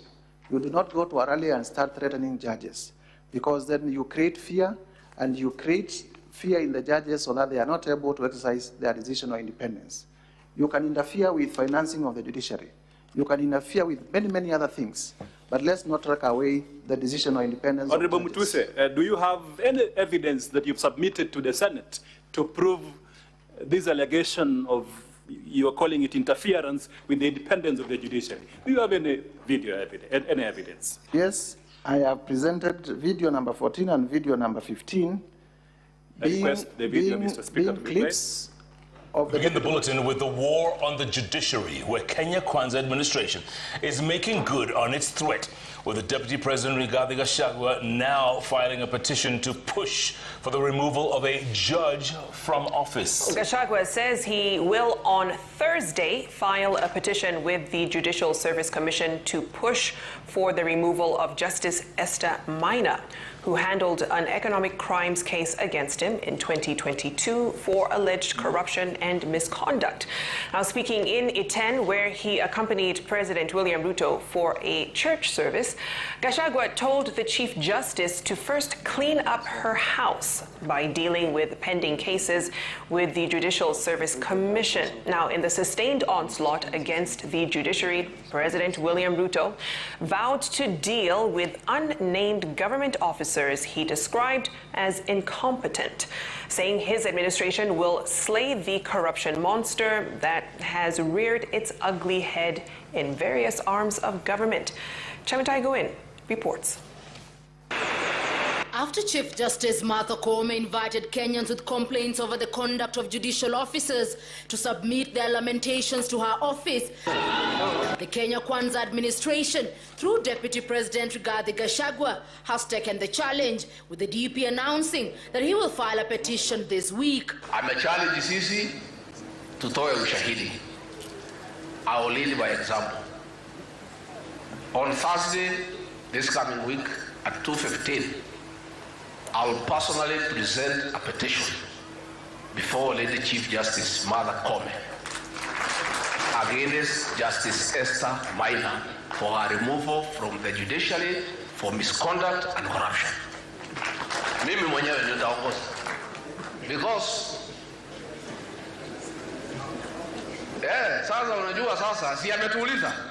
Sasa tuko tayari, mimi ndio nitaongoza kwa executive. Gachagua reliving his July 2022 incident where 202 million shillings was seized to the state after Justice Esther Maina ruled the money was proceeds of corruption having been acquired through dubious means. Huyo judge through corruption declared my hard-earned wealth proceeds of crime without giving me an opportunity to be heard.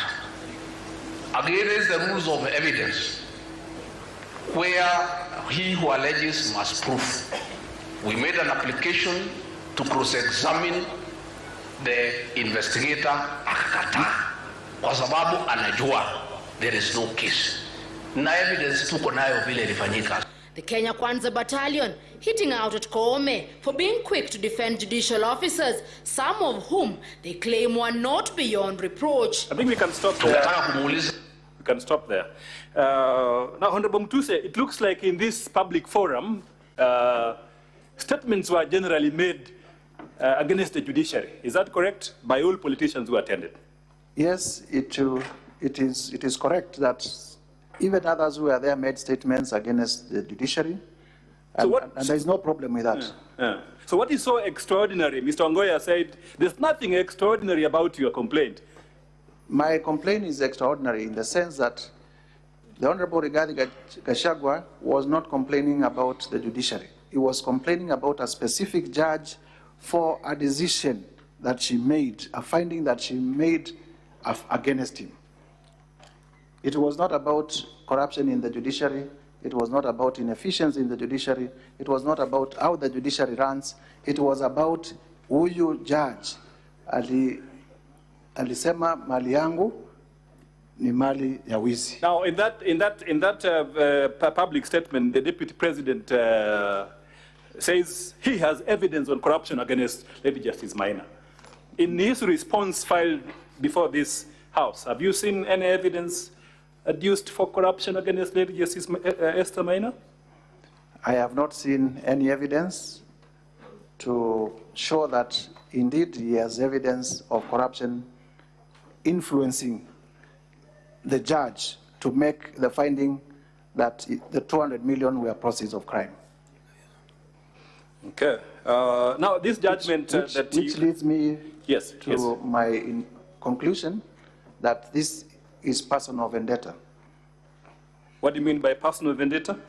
Personal vendetta is you are here in Senate representing your people, you make decisions in Senate, you make debate in Senate as part of your constitutional mandate. You mention people who are not doing things right, and when you get out there, they threaten you. They tell you, when you say that again in Senate, I'll kill you. Okay. I'll get you removed from Senate to create fear. Personal vendetta. Now, this judgment, which you've said is available at page 60 to 77, and you quoted it of volume 2A of your documents. Could you by any chance know what happened to this judgment? Yes, I am aware that indeed the Deputy President did appeal against that decision. Yes. But on becoming Deputy President, the same was settled through a consent, a compromise, as it would be, and the money was returned to him. The money was returned to him. Have you seen this consent that was recorded at the Court of Appeal? Yes, I am aware of the consent. Okay, you are aware? I am aware that the consent was not arrived based on the merits or demerits of the case. Okay. It was just government bodies, because leadership has changed hands, and the second in command now is powerful. A few government bodies, Asset Recovery Agency, they went to court and they said they want to withdraw the case. Finally, Honorable Mtuse, is there a decision of the Court of Appeal? A decision of the Court of Appeal upsetting or setting aside this judgment and the finding by Lady Justice Esther Maina about to my understanding, and the lawyers in the House will also have the same finding, There is no decision of the Court of Appeal. Have you seen any of this response? Overturning Justice Maina's decision, and therefore Justice Maina's decision remains good law. You have come through the response by His Excellency regarding Gachagua. Have you seen any appeal decision setting aside? No, there is any order setting aside a judgment? The consent is there, but there is no decision on merit from the Court of Appeal. Okay. Honorable Mutuse, let's go to ground number 8, allegation number 8, and briefly explain to the...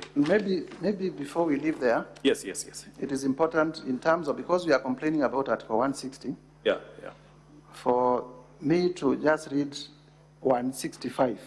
A member of the judiciary is not liable in an action or suit in respect of anything done or omitted to be done in good faith in the lawful performance of a judicial function. Okay. Because that is a particular section we are complaining that the Deputy President has violated. Okay.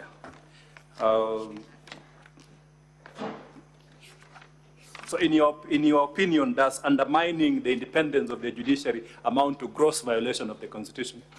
Indeed, it amounts to gross violation of the Constitution. It will remember that we have 3 arms of government: the executive, the legislature where we sit, and the judiciary.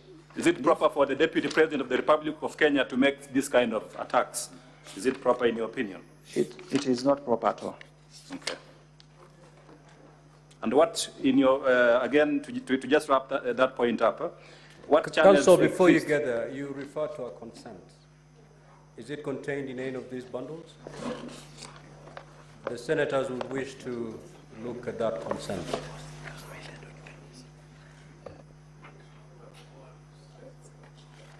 Honorable Mutuse, you said you have seen a consent. You are aware about it. Have you seen the consent? It is not filed in our documents, but in my ordinary course of business, I am aware of the consent. Okay. If it becomes necessary, the Senate has the powers to recall it. In fact, it is a public document because it is reported under Kenya law reports. Fair enough. Let's go to allegation number 8 because of time, so that we don't take a lot of time and finish our time. What is the substance of your allegation number 8?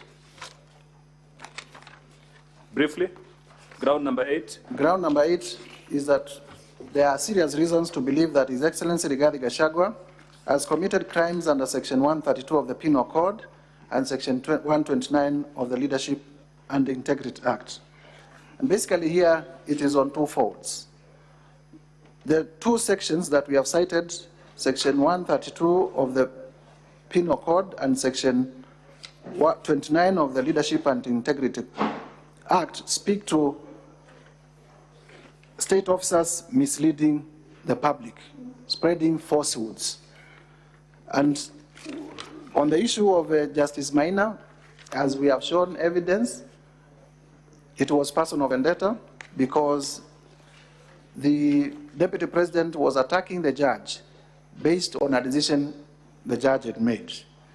On the second one, in terms of the particulars, His Excellency Rigathi Gachagua recklessly and unmindful of the high calling and dignified status of the office of the Deputy President of the Republic of Kenya, as well as his membership to the National Security Council and Article 240 of the Constitution, both being positions that require one to be discreet and tempered, especially during moments of national crisis, addressed Kenyans on live television in Mombasa County and publicly made sensational statements against the National Intelligence Service, an essential national security organ, its Director General, and the officers.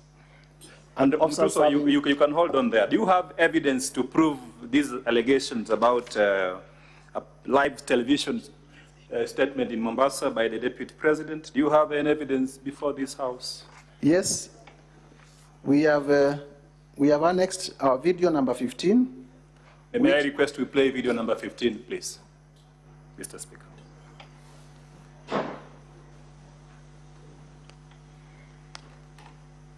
Where did the rain begin to hit us? Where did we stop listening to the people? President William Ruto and I were the darling of the Kenyan people. by listening to them, by engaging them.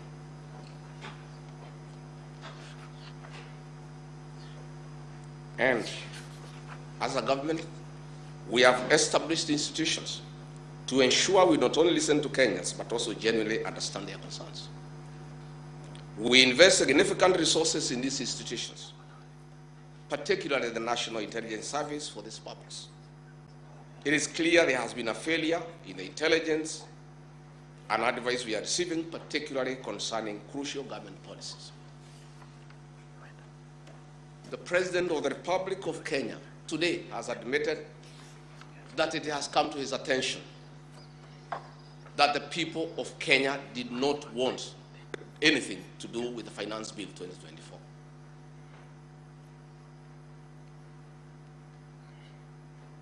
Honorable Mutuse, President, maybe we can... No, there is an important yeah, okay.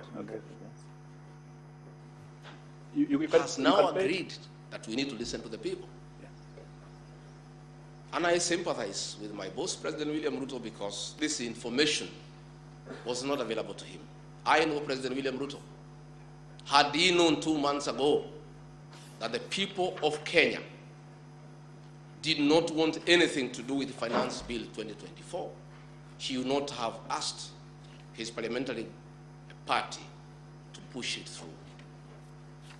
Yet, we have an organization paid by the public to give him and government such information.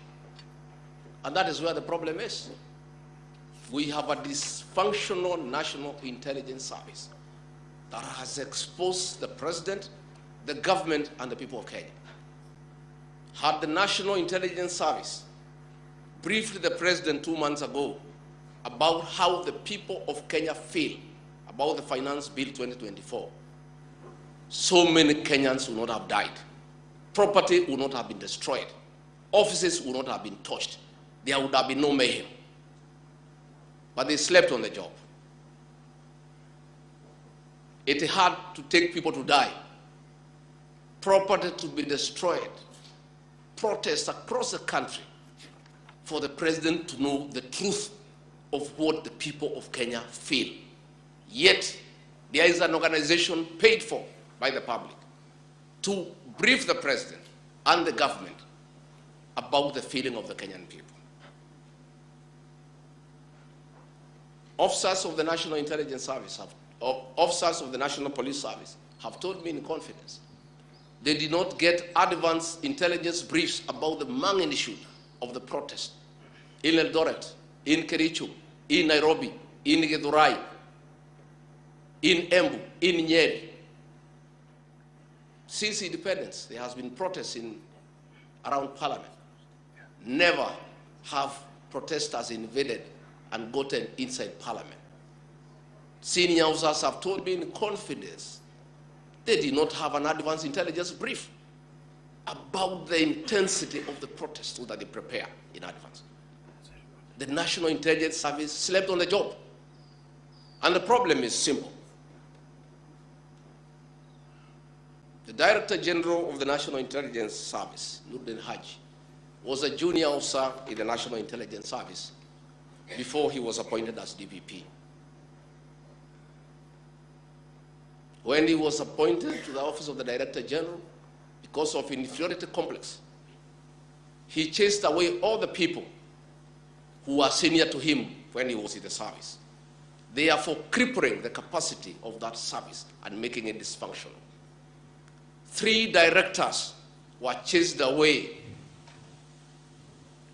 and reassigned to desk jobs in Mr. Speaker, sir, we can pause it at that because of time. We've captured the parts. Now, Honorable Mutuse, the Deputy President recently addressed a press conference where he rubbished this allegation. He said it's pure hogwash, nonsense upon stilts. What is your specific complaint against the Deputy President in this allegation? 2 specific complaints. 1, the Deputy President is a member of the National Security Council. And if he has any complaints against the National Intelligence Service, yes, who also sit in the National Intelligence Council, he can raise those concerns there. so that we promote institutional leadership. You mean the National Security Council? The National Security Council created under Article 240 of the Constitution. Yes. And the Deputy President as forum. And like all other ordinary citizens, senators included, as we can complain out there because we don't have an official institutional forum. The Deputy President as forum where he can raise his concerns. Number two, this was a time of monumental crisis in the Republic of Kenya. And the statements were sensational and they would have made Kenyans to believe that our security organs are not functional and would have easily led to citizens running amok and the Republic getting torn apart and our national fabric getting destroyed completely. But even more importantly, I had learned Counsel Ongoya refer you to your oath of office. And I would wish that he also refers his client to the oath of due execution of office that he did swear. In the oath of due execution of office that the Deputy President took on ascension of office, it states as follows, that I will not directly or indirectly reveal such matters as shall come to my knowledge in the discharge of my duties and committed to my secrecy, emphasis, secrecy. He has said in the clip that we have played that officers of the National Police Service have told him in confidence that they had not received advance intelligence reports. That is what was contemplated by this oath of due execution of office, what Senior Counsel Orengo called addressing fears. That if a matter is committed to you as a state officer in secrecy, it must remain in secrecy. If you take it to a public press conference, then you have gone against your oath of office, and that is an impeachable offense. This oath of office that you say the Deputy President takes, is it anchored in any clause of the Constitution? Yes, the oath of office is in the third schedule of our Constitution and therefore part of our Constitution. Can you read Article 148(5)(a) of the Constitution?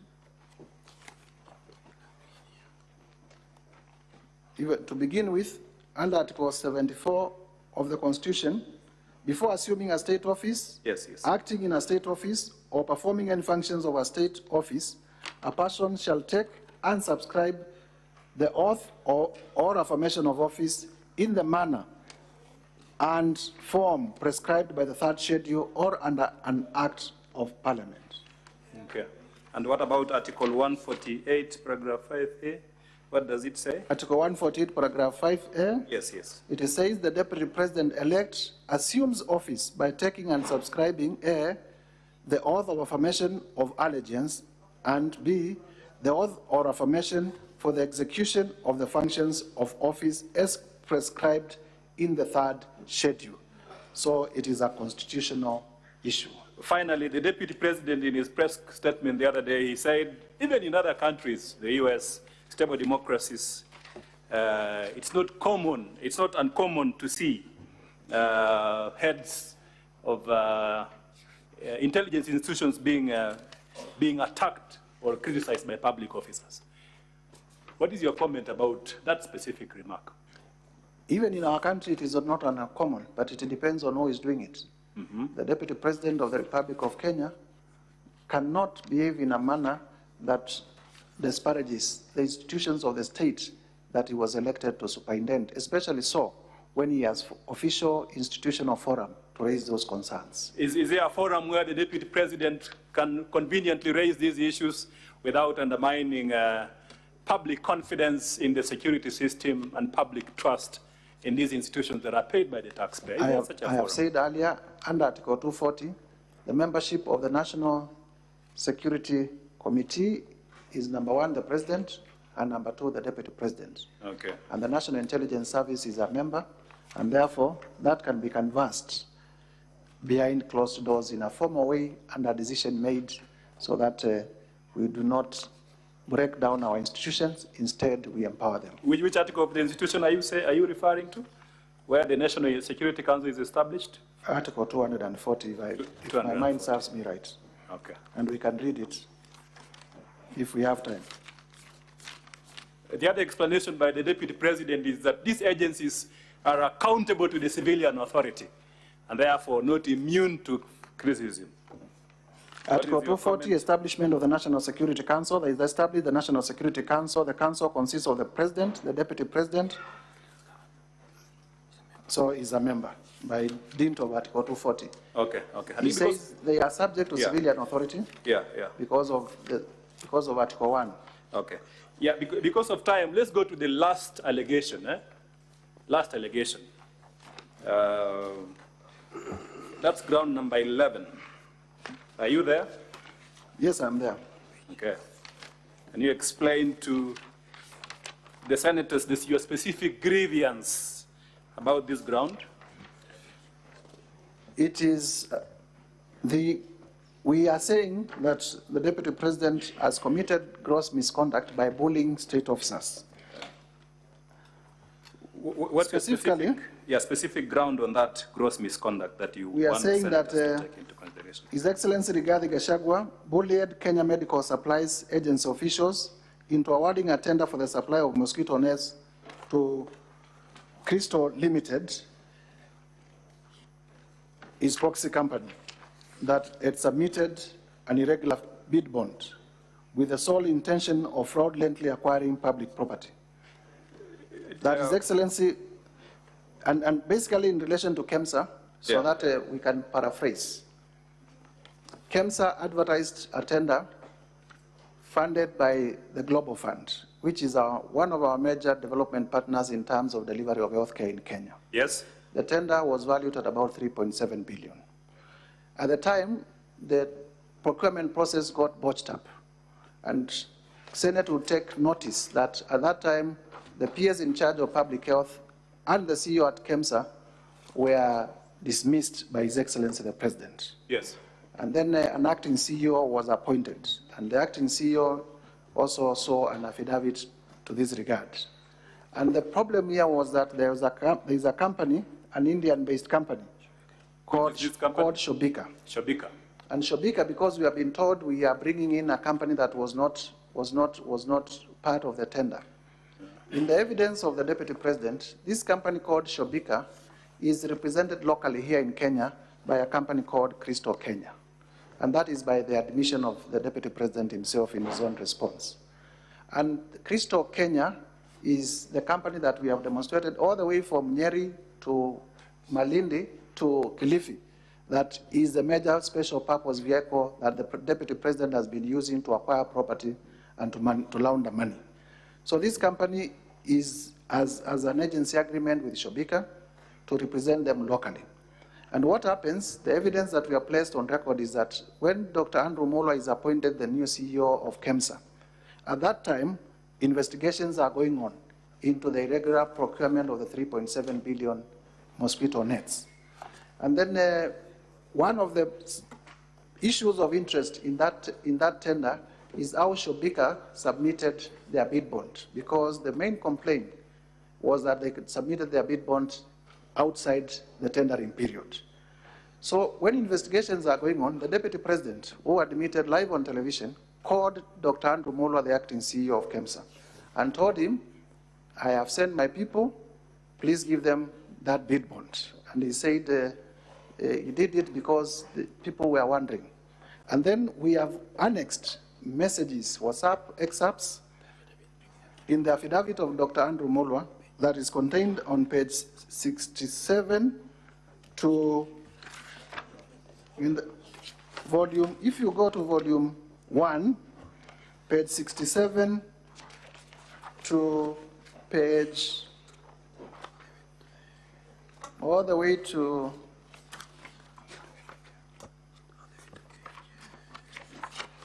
just briefly, so that we are factual. All the way to page 77, we have annexed the affidavit of, the witness affidavit of Dr. Andrew Mulwa. Okay. And on it, we have also exhibited SMS messages. Honorable Mutuse. Yes. I think we've seen the affidavit. You've said it's at page 67, eh? Yes, page 67 of volume 1. Yeah, and you've said the Deputy President interfered with this, attempted to interfere with this tender process. It is evidence. Where is that evidence so that we can conclude our testimony? It is evidence on oath of Dr. Andrew Mulwa. Is that the one at page 70? If I read, and Dr. Mulwa is available for purposes of this, he says, on or around 11th July 2023, His Excellency Rigathi Gachagua called me from his mobile phone number, and he has given the number there, on my mobile number, and the number is there. This is on page 68. On my page 68, volume 1. Page 68, volume 1, paragraph 4. On my mobile number, and pressured me to surrender to his proxy the original bid bond submitted by Shobika Impex Limited for the above tender. He told me that he would send a proxy to collect the original bid bond. He goes ahead to state, Dr. Ikino Rigathi, His Excellency Rigathi Gachagua'S son, called and sent a WhatsApp message from mobile number indicated, claiming to be acting for and on behalf of His Excellency Rigathi Gachagua'S. He asked for... Honorable Mutuse, where is that WhatsApp message exhibited so that we can end up? Go to page 70. Page 70. Go to page 70. Page 70 of your volume. You will see WhatsApp messages that are exhibited. Okay. From the phone of Dr. Ikino Rigathi. Who is Ikino Rigathi? Is a son to Rigathi Gachagua, and the message says as follows. Hello, Dr. Ikino Rigathi here. Kindly contact me when possible. There's a document for HE. HE is the short form for His Excellency. We are trying to collect. He was not collecting his own document. He was not collecting so we can stop there. A public document. He was collecting a document for HE. We can stop there, Honorable Mutuse. Now, finally, Honorable Mutuse, have you sworn an affidavit to support these allegations against the Deputy President? Yes, indeed, I saw. Where is this affidavit in your... In volume 1 yes. of our bundle of documents, at page 41, page 41 of 85, page 41 all the way to page 43 is my affidavit in support of all the grounds of impeachment against the Deputy President. Thank you very much, Mr. Speaker, sir. Because of time, we want to request to end our examination in chief for this witness. Thank you very much for your indulgence and accommodating us. Now, how much time is remaining out of the 3 hours?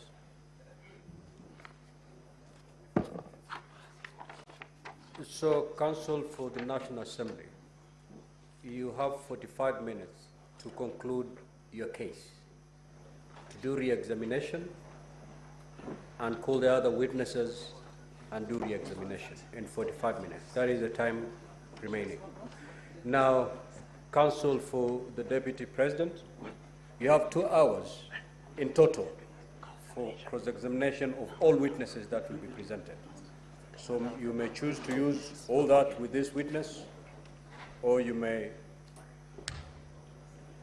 decide on how you're going to apportion it.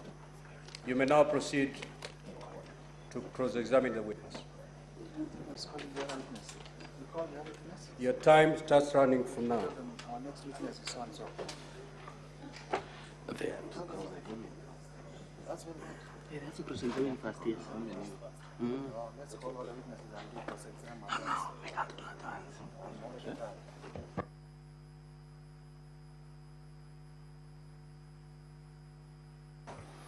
once. Mr. Speaker, sir, I noticed that this is Ongoya for the Deputy President. We have 2 hours. Sorry. Mr. Speaker, there is a request from our side which we hope will find favor with you. The witness has been on his feet for quite long, and to save time, there is a suggestion that perhaps we could call our next witness, by which time you'll have taken a breather, then we come to his cross-examination. But I leave it to your discretion. Give him a seat, and he'll be cross-examined while seated. Much obliged, Mr. Speaker. Thank you so much, Mr. Speaker. Once again, Ongoya here for the Deputy President. Our request is that the schedule allocates us 2 hours for cross-examination in total and 3 hours for our evidence in chief tomorrow. We beseech that without compromising that time, we put 3 hours on cross-examination, which will eat from our time tomorrow, our own time, so that we'll have 2 hours to deal with our evidence in chief. That is not in line with the directions that I've given. You have 2 hours for purposes of a cross-examination of these witnesses.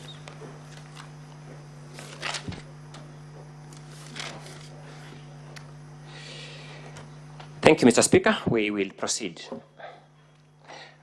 Honorable Mutuse, I will refer to you as Honorable Mutuse throughout, and for the benefit of the senators, we were actually contemporaries at the university many years ago.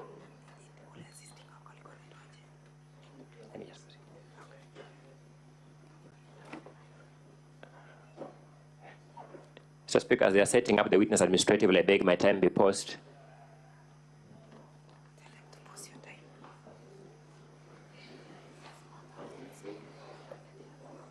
Proceed, Counsel.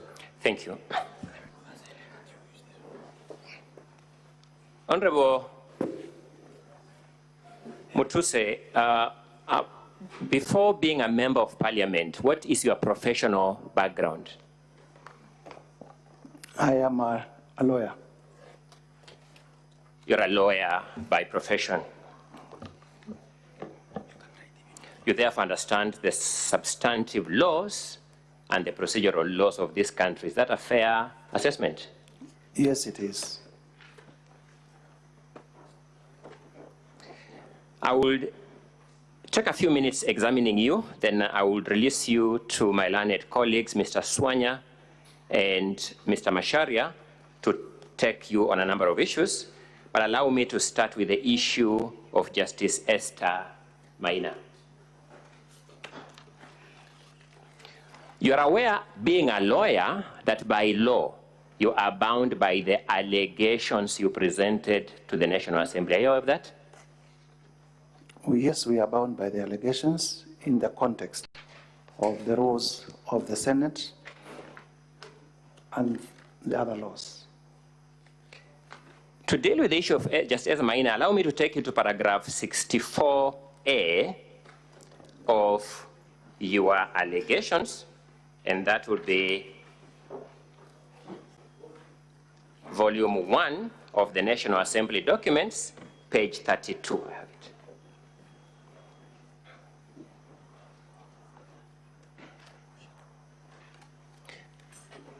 Do you have that allegation?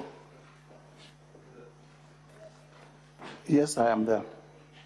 The allegation says that sometime in January 2024, His Excellency Rigathi Gachagua made a sensational but false allegation that Honorable Esther Maina, judge of the High Court, had engaged in corruption.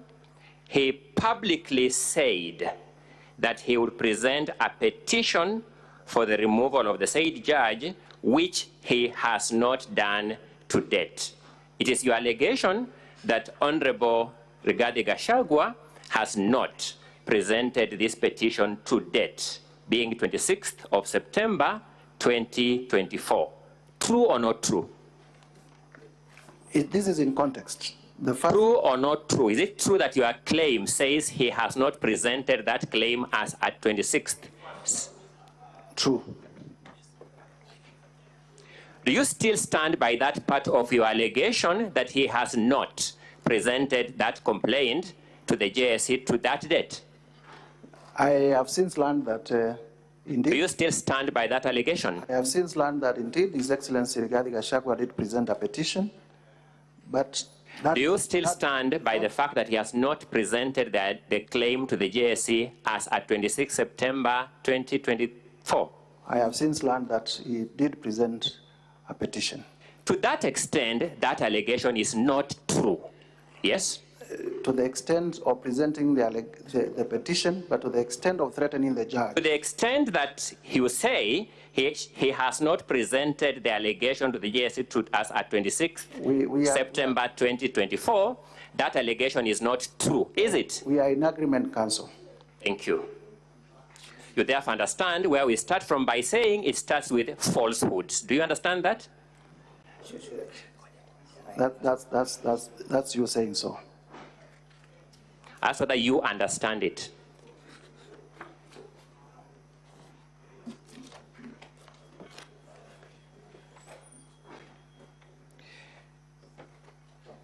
You have drawn the attention of these senators to the judgment of Justice Esther Maina, haven't you? I have done so. Your intention of doing so is to have these senators draw an inference of acts of corruption on the part of His Excellency. True or not true? Is to buttress. Thank you.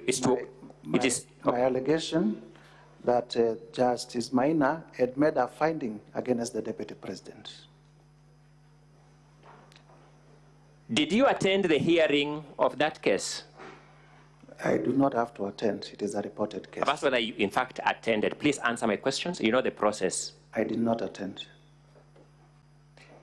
And there is no His Excellency, in the clip you have played, says that the judge denied him a chance to cross-examine witnesses. Did you see that in the clips? Yes, I did see. Did you have any evidence to the contrary, that the judge didn't deny him? See, if you are denied... Do you have any evidence to the contrary? Either you do or you don't. And that is not my allegation. My question to you is, do you have any evidence to the contrary? Answer my question. But the truth is, that is a judicial process. Do you have any evidence to the contrary when His Excellency says the judge denied him a chance to cross-examine witnesses? I do not have to. Do you in fact have it, Mr. Honorable Mutuse? Please be decent as a lawyer, a lawmaker, and a witness before this House.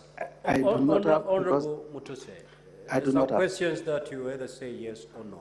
Thank you. Thank you. You then say you are aware that there was an appeal from the decision of Justice Maina. Do you confirm that as a fact? Yes, I am aware that there was an appeal that was... I'm happy with that answer. Let me make progress. That appeal was settled by consent. True or not true? True. Is a consent a lawful way of settling disputes in court, to your knowledge as a lawyer? It is a lawful way, but it is not a settlement. You have answered my question. I am by merit or demerits. Is a consent a lawful way of settling court disputes before a court of law?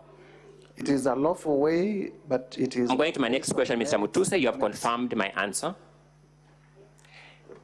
Do you know as a lawyer that a consent order adopted by the court becomes an order of the court? Indeed. Have you presented that consent before these senators for their own assessment of it? It is not part of my case. Have you presented that consent before these senators for their own assessment of it? It was not part of my case. I did not present. Honorable Mutuse, I've asked whether you have in fact presented it. No. Have you lodged any complaint against the public officials of the Asset Recovery Agency who signed that consent? I have lodged it in Parliament. First, have you lodged it before any investigative agencies? Through this motion, I lodged a complaint in the National Assembly exercising the powers that I have as a member of the National Assembly. I sought to know whether you have lodged any complaint against the officials of the Asset Recovery Agency. Are you saying this motion is against the officers of the Asset Recovery Agency? This motion is against the handling of that case. Are you saying this motion is a complaint against the officers of the Asset Recovery Agency? I'm not saying so. Have you lodged any complaint against the officers of the Asset Recovery Agency who entered that consent? I have not done so.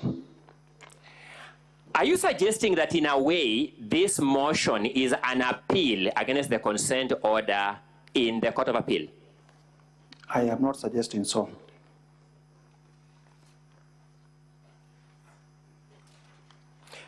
By the way, do you know the position of the law on illegal consents? Can a court of law accept an illegal consent?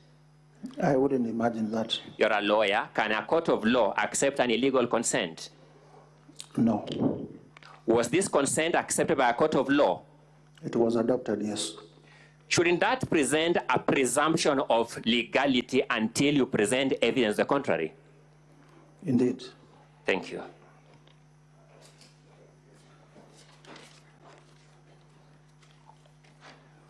Allow me to move to a second element. The videos in respect of the evictions along Nairobi River, I trust that was video 9 and 10. I'm just trying to recollect. Let's have video 9 played from the technical side.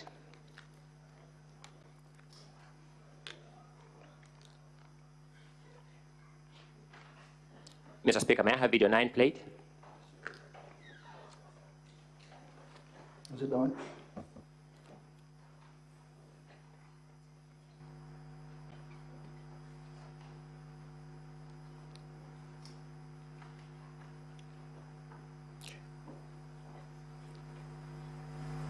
We may need to have the sound, Mr. Speaker.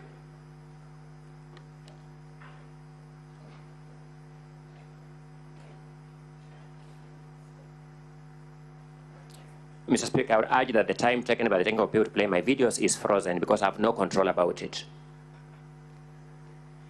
No, that cannot be the case. Otherwise, we'll continue freezing time. Mr. Speaker, may I direct the people in the gala, in the technical side? We had a similar problem when the Council for the National Assembly was leading the council, I mean the witness and evidence in chief, and time wasn't frozen. So we're going to be fair. We're going to apply the very same rule.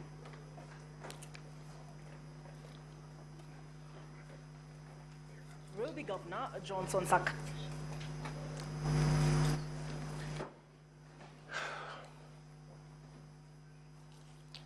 Mr. Speaker, may I have the public, the technical side, play my videos? My time is running.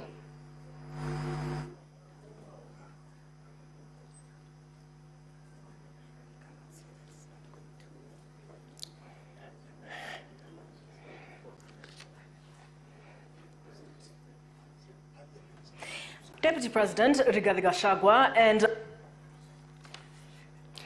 Mr. Speaker, may I get fair treatment on this question? May I get my videos played without eating into my time? That's exactly what is happening.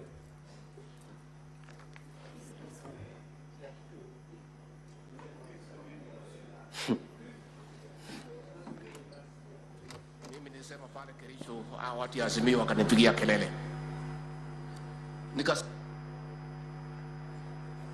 That's the wrong video being played. May I have video 9 played?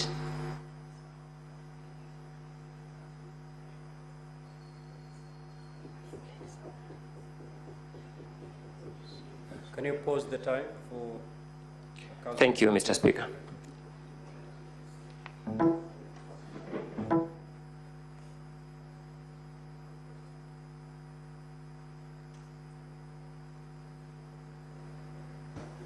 Yeah, may I have video 10 played? Video 10 then. May I have video 10 played? I'll have 10 and 10A.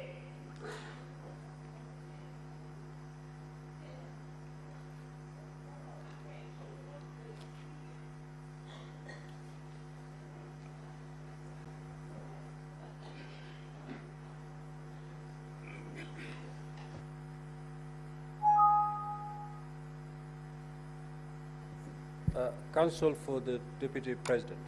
Is it a video that had been played previously? Yes, there are the 2 videos in respect of the evictions along Nairobi River. They were played here seamlessly when the Assembly side were presenting their case. Very well.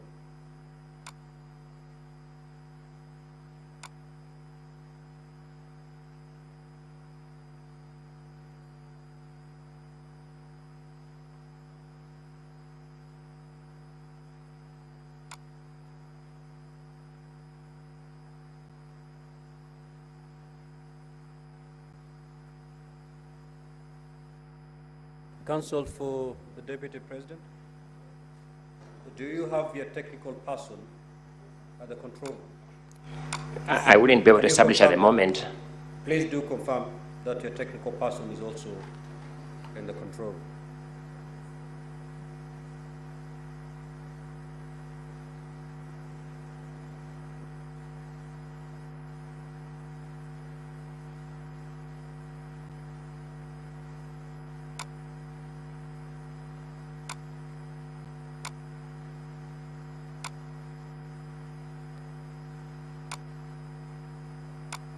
Mr. Speaker, may I move to some other thing, then I'll proceed with the video later. I'm going to submit my turn of thought. Proceed, Council. Thank you so much.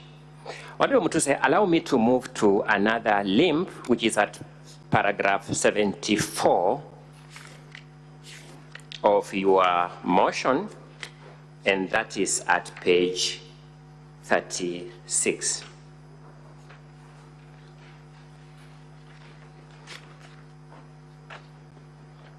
It runs to page 37. Confirm, Mr. Mutuse, that in respect of ground 10,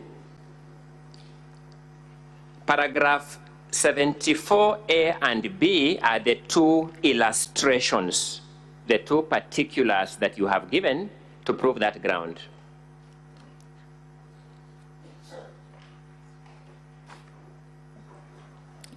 Yes, in the motion, those are the two grounds.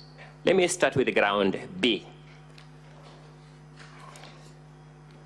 Paragraph B, rather. Confirm that you allege that His Excellency Rigathi Gachagua has influenced his family members, allies, associates, and proxies to take control of a local cooperative society in Madeira, which they are financially hemorrhaging. Is that what the motion claims? It does claim so. Confirm that you have not given us the name or any evidence of that circle. Have you? Let us not have a war with wananchi. Tusipigane na wananchi wale walituchagua. Let us be empathetic. Let us, if people must move, let there be an engagement. And let people... Yeah, there is a problem up there. Okay, proceed, and then at the time you wish the video to be played, you will let us, the senators know. Proceed. Let us not have a war with wananchi. The team at the control room. Let us be empathetic. Secretariat, can you move to the control room and tell them to let there be wait. An engagement. And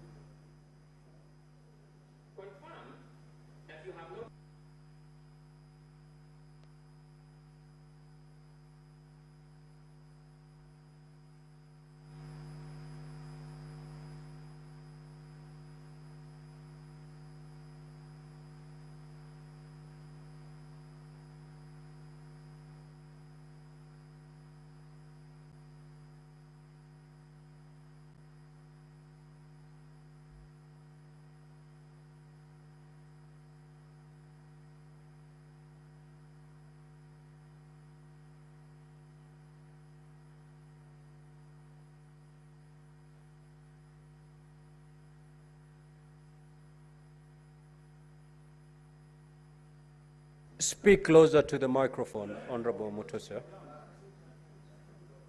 Speak closer to the microphone, please. We will be urging the Senate to uphold the impeachment. Mr. Mutuse, I'm asking a specific question on a specific allegation.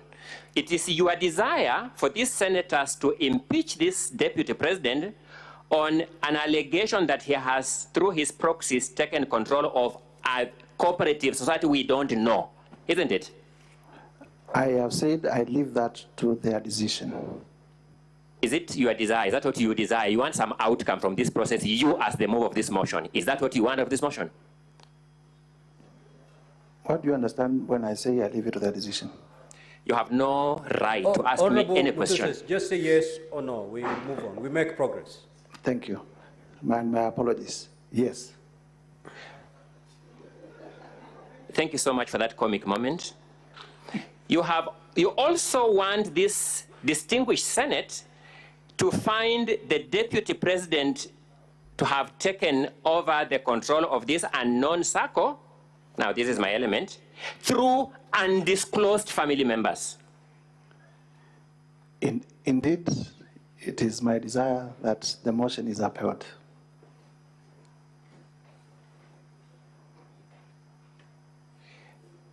Mr. Mutuse, Honorable Mutuse, do you know the seriousness of the business that keeps us here? Very well. My apologies, I didn't get an answer. I didn't get the answer. I know. Thank you. You find this request for senators to find this deputy president guilty of taking over an undisclosed circle a serious expectation on your part? Indeed. You also find your expectation for these senators to find the deputy president to use unknown family members to take over that circle a serious expectation? Indeed. You take your work as a member of parliament seriously? Very seriously. You respect your constituents who brought you to this house? Very much. And you are manifesting that respect for your constituents by this expectation you have just mentioned here? In fact, the whole country is discussing my motion. I'm asking whether you are manifesting your respect for your constituents by the expectation you have just alluded to.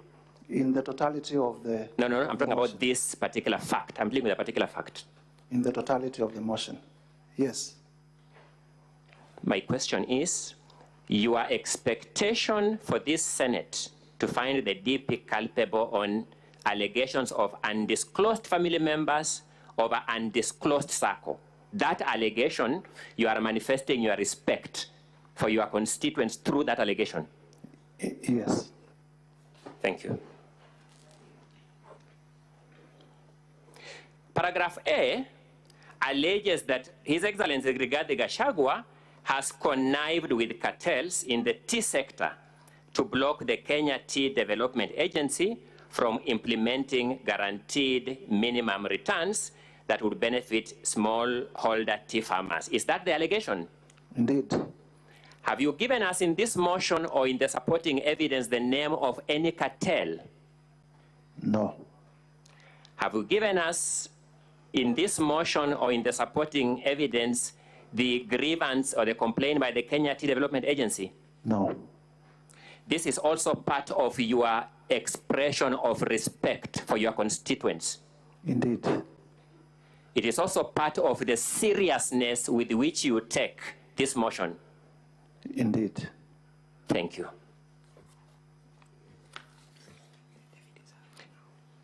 Mr. Speaker, may I now move to the video 10 and 10A. Let's start with 10 first.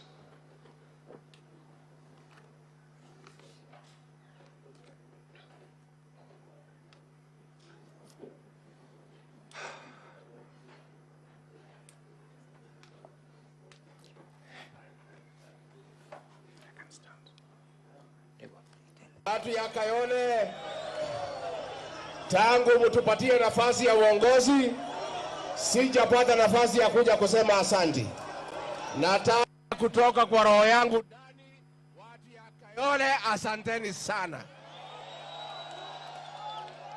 Mimi najua nimeona iko shida ya watu ambaye walibomolewa, si ndio? Na nimeona mumeandika vizuri ya kwamba mteue kamati ya watu wachache ndio mkuje niketi na nyinyi. Just pause there. Mtakubaliana? Pause there. At that time, the deputy president is suggesting that he needs the people, the citizens there to have a small committee to have an engagement with him. True or not true? True. Is there anything wrong with that claim by the deputy president? There is nothing wrong with... Let's proceed. Mimi ningetaka wale watu ambaye walipata shida hii ya ubomoaji, ambaye ni kitu tulikuwa tumeahidi wananchi haitafanyika kwa serikali yetu. Mimi ningetaka niwasikize na nitapanga na mheshimiwa Meja Dong wakuje ndio tukue na nafasi ya kuongea. Let's pause there. Tumekubaliana? The deputy president is saying he wants to listen to those people so that together they can talk. Is that what he's saying? Ambayo ni kitu tulikuwa tumeahidi haitafanyika kwa serikali yetu. No, you didn't get my question. Mr. Mutuse, please be a good listener. Just answer my questions. The deputy president is saying he wants those to sit with Honorable Madong, I didn't get the name right, and those people so that they can sit and talk. Is that what he's saying? In context, yes, that's part of it. Is there anything wrong with that statement? There's nothing wrong with people sitting. The Deputy President is also saying that they had promised during the campaigns that they will not be demolishing people's structures. Is that what he's saying? Yes, he's saying that. Is there anything wrong in that promise? There is nothing wrong in that promise. As an active member of the Kenyan political space, is he lying that there was such a promise? I wouldn't know. You wouldn't know. Let's proceed. Tumekubaliana. Tumekubaliana. Watu ya Kayole. Let us not have a war with wananchi. Let's stop there. The Deputy President is saying, let us not have war with the wananchi. Do you find anything offensive in that statement? There is nothing offensive. Thank you. Let us not have a war with wananchi. Tusipigane na wananchi wale walituchagua. Let us be empathetic. Let's stop there. Let us. He's calling for empathy towards wananchi. Is that correct? Yes, indeed. Do you find anything offensive in that call? It is the forum where he's saying it. Do you have anything wrong with that call for empathy? I have a problem with the forum where... No, you're answering your own question. I'm asking whether you have a problem with the call for empathy. My allegation is that he had forum... I've asked whether you have a problem with his call for empathy. Please answer my question. He would have said as much in cabinet. Please answer my question. Do you have a problem with a call for empathy? I have no problem with the call for empathy other than... Let me move to the next question. Do you have a problem with a Deputy President calling for empathy in public? I have no problem other than the forum. What forum was that, by the way? This appears to be a press conference. What law prohibits a Deputy President from calling for empathy at a press conference? The law is that you raise all those issues in cabinet. Which law prohibits a Deputy President from calling for empathy at a press conference? There is no law that prohibits a deputy. Thank you so much. Let's make progress with the playing of the video. If people must move, let there be an engagement. Thank you so much. What is wrong with that statement? If people must move, let there be an engagement. What is wrong with it? There is nothing wrong with having engagement. Thank you. You are a lawyer, you said? Yes. You know the principle of public participation? Indeed. It's actually what the Deputy President is addressing. The Deputy President is saying, let's have an engagement. That is consistent with the constitutional principle of public participation. True or not true? Well, that's you saying so. The Deputy President is saying, let's have an engagement. Is that consistent with or inconsistent with the constitutional principle of public participation? Engagement and public participation may mean different things at different levels. The Deputy President is saying, let us have an engagement. I'm asking whether that is consistent with or inconsistent with the principle of public participation. Again, as I said, we would imagine before a policy goes to cabinet, it has also been taken through public participation. Did you engage in public participation? And if you sit in cabinet, you raise objections to that policy, and if your objections are upheld, the policy falls. Which part of this statement by the Deputy President, if your objections, sorry, I'm not asking the question. Yes. Which part of this statement calling for empathy violates a policy decision of cabinet? We have the affidavit of Mercy Wanjau that clearly shows that the cabinet adopted a position on that. Did the cabinet adopt a resolution for unempathetic evictions? The Deputy President was in cabinet. He is the one who better placed to tell us. You are the move of this motion, and we are testing the Deputy President's statements against your allegation. Indeed. Did cabinet adopt a resolution for unempathetic evictions? The cabinet adopted a resolution. Did the cabinet adopt a resolution for unempathetic evictions? Yes or no? A resolution for empathetic evictions. And the DP here is calling for empathetic evictions from what we have heard. True or not true? True. So that is consistent with the cabinet resolution. True or not true? Semantics. Just because my question been answered from your understanding. I don't think it's been answered. Order, honorable senators. You note how the witness is answering the questions and make your judgment. Let's make progress. Let's make progress.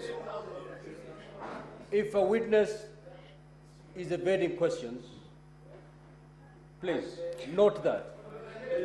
Proceed. Mr. Speaker, you are right in that ruling, save that he's doing this at the expense of my time and the Deputy President's time and at the compromise of the Deputy President's right to a fair hearing where he has to have adequate time, which means time managed economically. Proceed. Did Cabinet approve unempathetic or empathetic evictions? Cabinet approved evictions in public interest. I'm asking a different question. Empathetic. Did the Deputy President call for empathy or lack of empathy? Empathy. Is that call by the Deputy President consistent or inconsistent with the Cabinet resolution? Inconsistent. Did Cabinet approve a resolution not to engage citizens in the demolitions? That I wouldn't know because I'm not a member of Cabinet. And yet you are saying that call by the Deputy President to engage citizens is part of the violation of the Cabinet resolution. In context. Mr. Speaker, Mr. Mutuse, Honorable, I sought to know whether the people you respect, the people who elected you, do you suspect they will respect you with this behavior you are showing here? Mr. Speaker, I will also request for your protection because the people of Gachagua'S are not on trial. I didn't try to Counsel for the Deputy President, just stick to the subject matter. Mr. Speaker, we seek that our witness not be subjected to barbs or badgering. The question whether he respects or the people respect him and whatnot. The allegation is clear in black and white. If we could stick to that, it would help. My learned colleague, Dr. Counsel, I've already ruled on that. I know, but my Lord, there's a question or issue here. Progress. I'll make the progress, Mr. Speaker, as you direct. Let's look at paragraph 72 at page 35 of volume 1.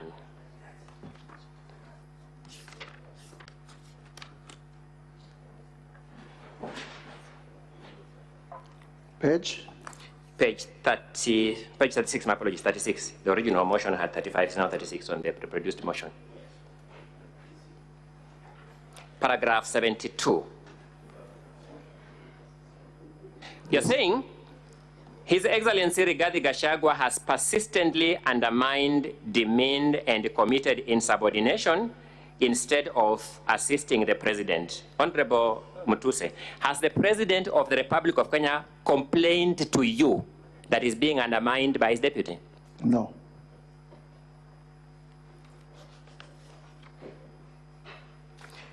Does the Deputy President have another supervisor in the structure of government other than the President? The people of Kenya and Parliament. Have the people of Kenya complained to you that the Deputy President is undermining the President? Many of them. Have you presented before this court, this Senate, those complaints by the people of Kenya to you? I am their representative. Have you presented them, the complaints, the emails, the letters, the messages? You have given us screenshots here. Have you given them to this Senate that the DP is undermining the President? That I don't have, but I have presented the motion.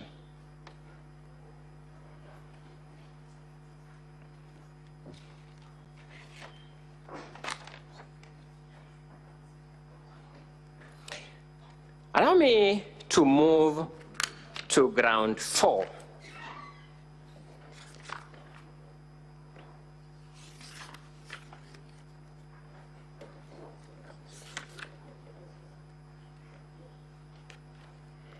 Let me start by asking this question. It is your claim that the Deputy President has amassed a humongous property portfolio estimated at 5.2 billion shillings. That's ground 4? It is not. So that... My apologies, ground 7. My apologies for that. I'm sorry for that. Ground 7 at page 17. My apologies for that. Yes, it is our allegation, and we have justified it in our evidence in chief. Who gave you this value of 5.2 billion? We said estimated at 5.2 billion, and we have. Yes, who gave you that estimate value of 5.2 billion? We have made the additions. Sorry? It's a matter of additions. So you're saying that when we take you through these values, you'll get a property value of about 5.2 billion? Approximately 5.2 billion, yes. You said you made the additions. Additions result into a definite figure, Mr. Mutuse. Although you are a lawyer, mathematics are pre-qualification for studying law. There are two things. One, there is the... Are you saying that when we do those additions, we will get 5.2 billion? There is the stated value in the sale agreements and in the acquisition documents. That's what I'm saying. Are you saying when we add those values, we'll get 5.2 billion? I will also be telling you what, in my view, are the values of some of the properties. Oh, what, in your view, are the values of some of the properties? Yes. You have graduated from a lawyer to a valuer now, isn't it? That's not exactly what we are saying. Okay, thank you. Using what expertise did you attach that value in your view? Well, market value. I'm sure you also know land in Kitale, an acre goes for 4 million, land in Kilifi, an acre goes for 2 million, and if it goes beyond that, it's a reasonable man's test. And that reasonable man is you? Indeed. Thank you.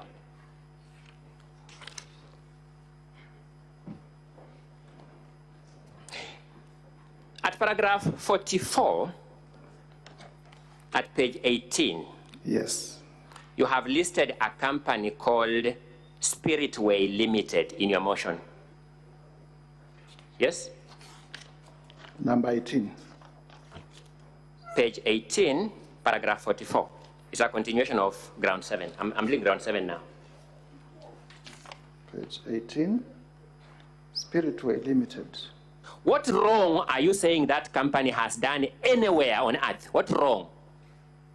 I did state, I listed these companies. No, I'm asking Spiritway Limited. What wrong are you saying Spiritway has committed anywhere on earth? These are companies that are associated with His Excellency Rigathi Gachagua. So, what wrong has Gachagua committed through Spiritway Limited? I'm dealing with this one now. Spiritway Limited. What wrong has he done through this one? It is one of the companies that we reasonably suspect are convicts, are used as special purpose vehicles for corruption. So, what proceeds of corruption have passed through Spiritway Limited? How much? We have demonstrated the specific... No, I'm asking what proceeds of corruption have passed through Spiritway Limited as a particular company? In our evidence, we have not presented evidence against Spiritway. You have not? Yes. No, in correct English, when I say you have not, you say no, we have not. You don't say yes. Okay. You have not presented evidence. We have not presented evidence. Thank you. Let's move to Fortis Vis Group Limited. What wrong has Fortis Vis Group Limited committed anywhere on earth? Fortis. Number 2 on page 18, company number 2.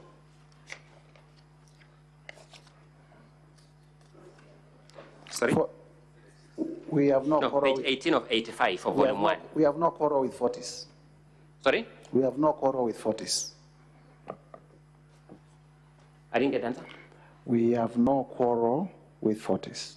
You have no quarrel with Fortis Vis Group Limited? We have done that. What is it doing in this motion, Mr. Mutuse? Decorative. It is one of the companies associated with His Excellency Rigathi Gachagua. What is wrong with Fortis Vis Limited being associated with Rigathi Gachagua? What is wrong with that? At the time of submissions, we'll be stating why we think there is something wrong. No, we want that question answered now so that we will submit on it.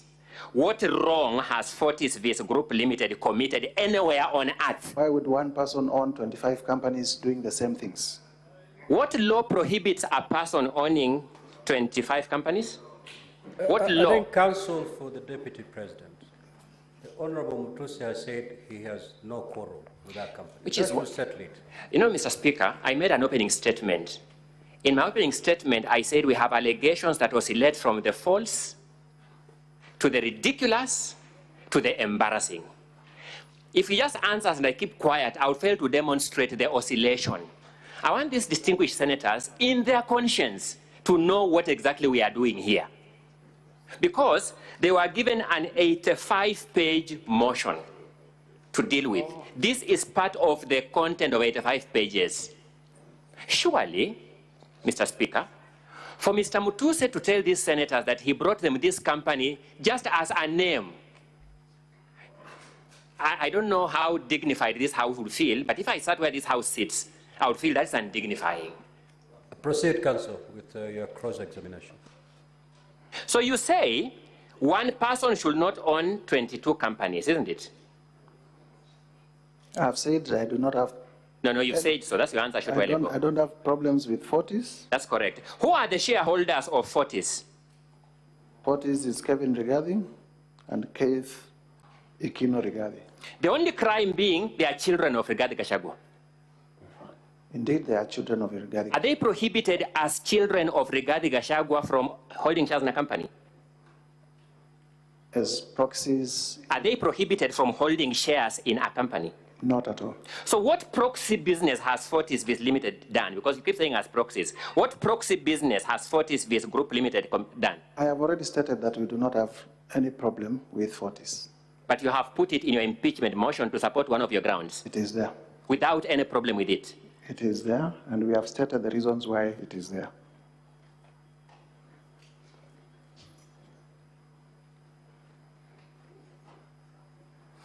Grand Bypass Apartments Limited.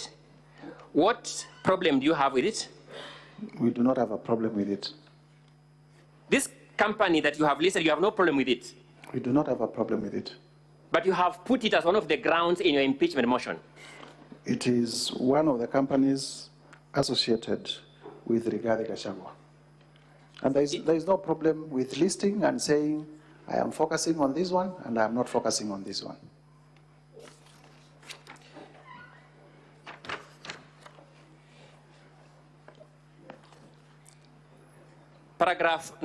Page 19, company number 5, the Anansi Collective. What problem do you have with it? You are skipping Vipingo and Kuruito. You want to control my cross-examination? No, Honorable Mutuse, just respond to what counsel does. Anansi Collective, we do not have problems with that one. BioVet Kenya Limited, what problem do you have with it? We do not have a problem with it. Calvary Creed International Limited, what problem do you have with it? We do not have a problem with it. Cosmia Venture Limited, what problem do you have with it? We do not have a problem with it. But we have a problem with number Delta Delia Merchants Limited, what problem do you have with it? Not at all. But we have a problem with Vipingo Beach. Let me go to Vipingo Beach because you appear excited to go there. Who owns Vipingo Beach? Just answer my question. Who owns Vipingo Beach? I need to check my CR12s. Show us the volume that you're checking for us to look at together.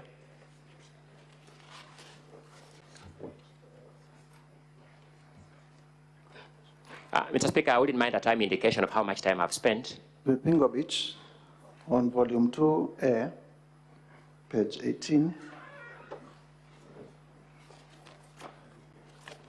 You spent 40 minutes of the 2 hours, and Thank you. There's an additional 10 minutes for when we had a problem with the video. Thank you so much, Mr. Speaker. Give us the page number kindly. Page number 18 of 123, volume 2A. Yes, proceed. Who owns Vipingo Beach? Keith Ikino Rigathi, Kevin Gachagua Rigathi, and the estate of the deceased James Lerito Gachagua. Let me go back to the beginning. You're a lawyer by profession. Yes, I am. You know the meaning of ownership of a company? Yes, I do.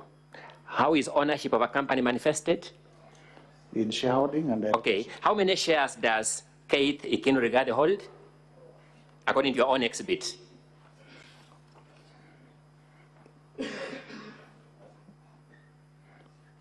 It may be getting hotter, but look at the document, compose yourself, and read. How many shares does Keith Ikino Rigathi hold according to your own document? They are not indicated. How many shares does Kevin Gachagua Rigathi hold according to your own exhibit? They are not indicated.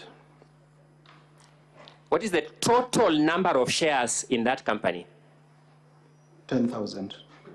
Who is indicated as owning all those 10,000 shares? There is a shareholding by the estate of the deceased James Lerito Gachagua. It is the estate of the deceased James Lerito Gachagua. True or not true?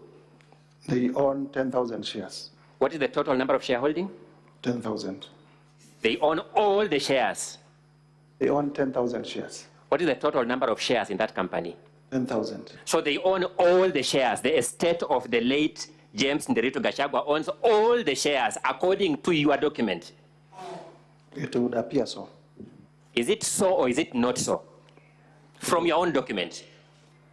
On the face of the document, it would appear so. Do you doubt this document you have given us? No, I don't doubt it. Thank you. The deputy president then in defense says, this is a property owned by the estate of my late brother. Is he speaking the truth or not? From your own document. The deputy president says, this is a company owned by the estate of my late brother. Looking at your own document, is the deputy president saying the truth or is he not saying the truth? Remember, you are a lawyer all the time. The estate of the deceased James Nderitu Gachagua owns 10,000 shares. Out of how many shares? I wouldn't vouch for the truthness of the deputy president's I'm saying testimony. The estate of the late James Nderitu Gachagua owns 10,000 shares. Out of how many? 10,000. Mr. Mutusa, you told me you are a lawyer. Yes. And let's be lawyers now. Yes. When the deputy president therefore says this company is wholly owned by the estate of my deceased brother, is he speaking the truth or not according to your document? It's either yes or no. We make progress. We move, Honorable Mutusa. Yes. Thank you so much. You had begun by telling us you have a problem with this company. You have a problem with the estate of the deceased owner holding all the shares in the company. No, we do not have a problem with that. From your company law knowledge, do you know the role of directors in a company? Yes, I do. What directors play in a company? They direct. Directors are management. They manage. They direct the management. Correct. The leadership. What is wrong with these two boys managing this company on behalf of the shareholders who are disclosed? What is wrong against the law? There is nothing wrong. Okay. The value of this hotel is part of your 5.2 billion. True or not true? It is. Are you willing to deduct it now from that? Because you can now see who owns it. At the appropriate time, we will show. Are you willing to deduct it? No. Thank you.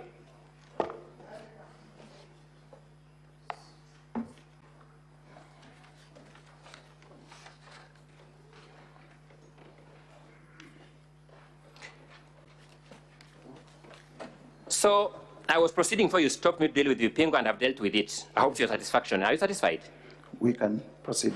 Heartland Supplies Limited, what problem do you have with it? If you could remind us, that was page? Oh, sorry, page 20 of 85, company number 14. Volume 1, eh? Volume 1, yes.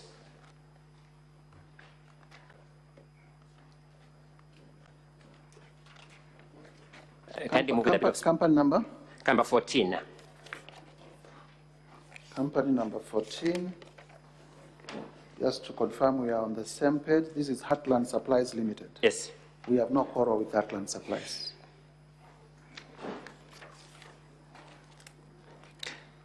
Page 21, paragraph 17, Mothers of the Land Limited. What problem do you have with it? We have no quarrel with Mothers of the Land. Number 18, Pioneer Medical Kenya Limited. What problem do you have with it? We don't have a problem with it. Overleaf, page 22, Reader Furniture Mart Limited. What problem do you have with it? We do not have a problem with it. Royal Crimson Ventures Limited. What problem do you have with it? No, not at all. Technical Supplies and Services Limited. What problem do you have with it? We do not have a problem with it.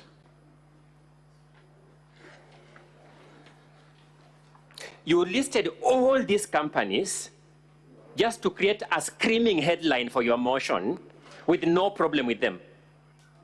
We listed all these companies to show that they are associated with persons close to the Deputy President and that they are companies that are either used or can potentially be used for purposes of corruption and money laundering. Okay.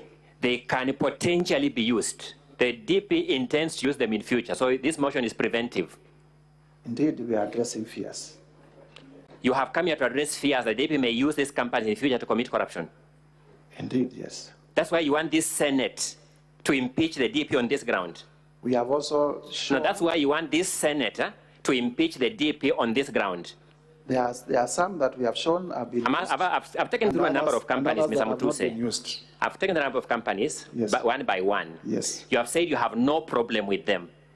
We have no problem with the ones that we have said we have no problem with.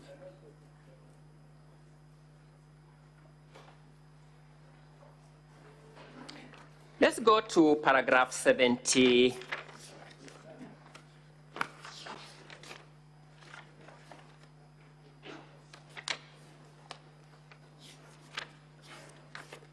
A. 78A.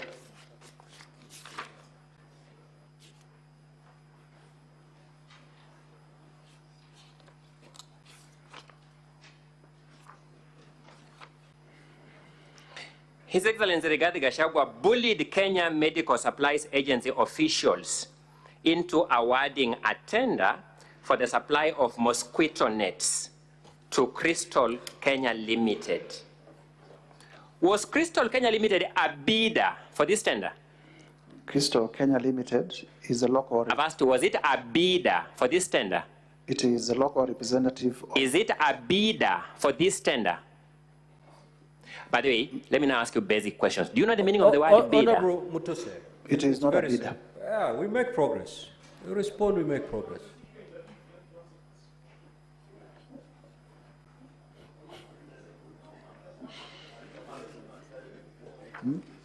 So let's read the allegation, the particulars. Yes.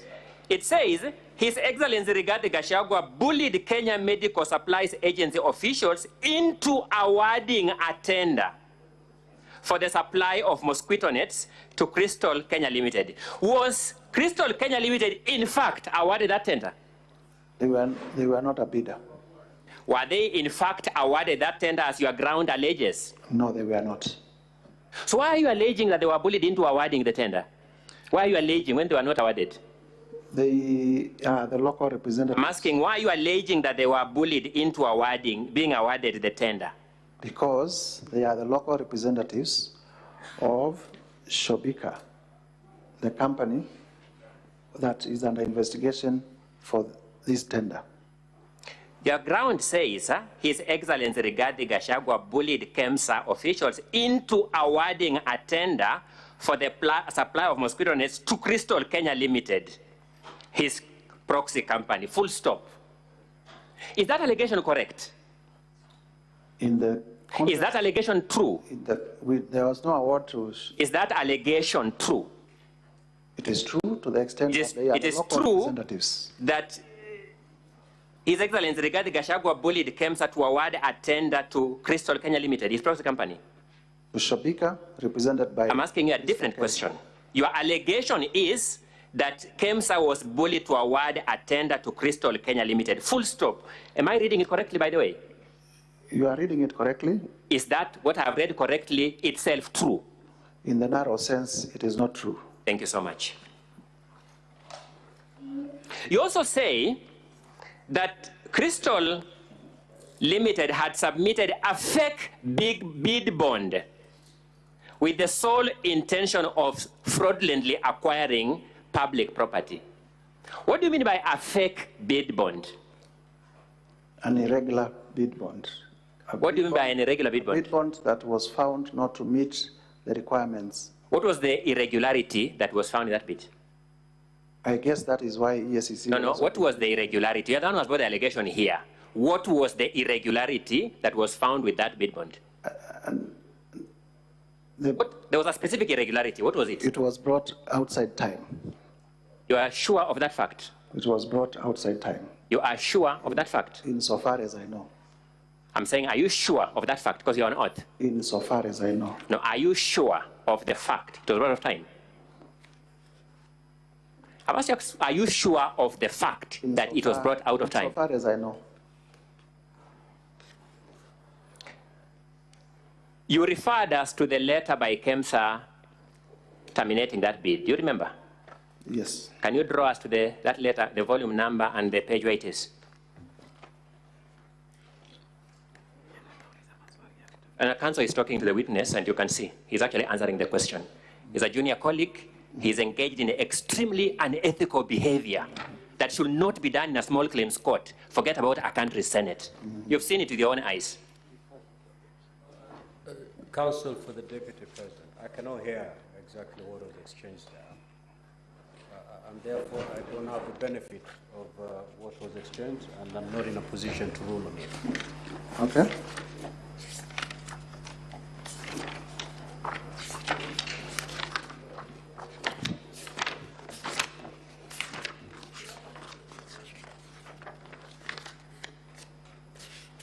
Let's make progress. Yes, I'm coming to you shortly. We have the affidavit of Dr. Andrew Mura, who was the acting CEO of KEMSA at the time. I've asked for the letter from KEMSA rejecting the bid, the letter, the 3 letter. In our volume 1, from page 67, you are asking for which letter? As if you refer to the letter by KEMSA that rejected the bid by, in this mosquito net deal.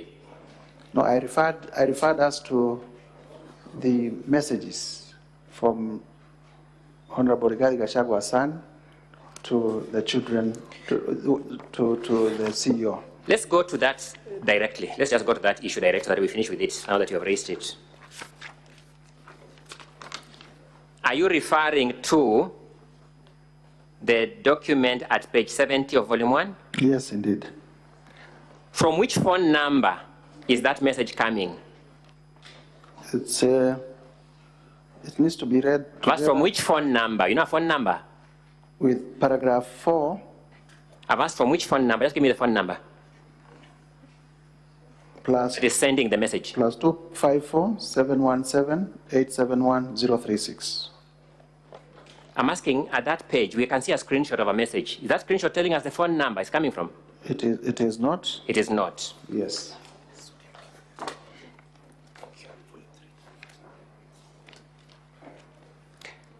Thank you, Mr. Speaker. I now want to deal with the document I had looked at earlier.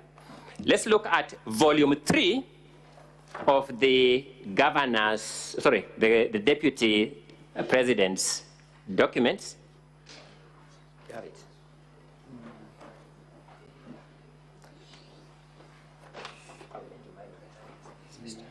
Look at volume 3 of the Deputy President's documents at page 180.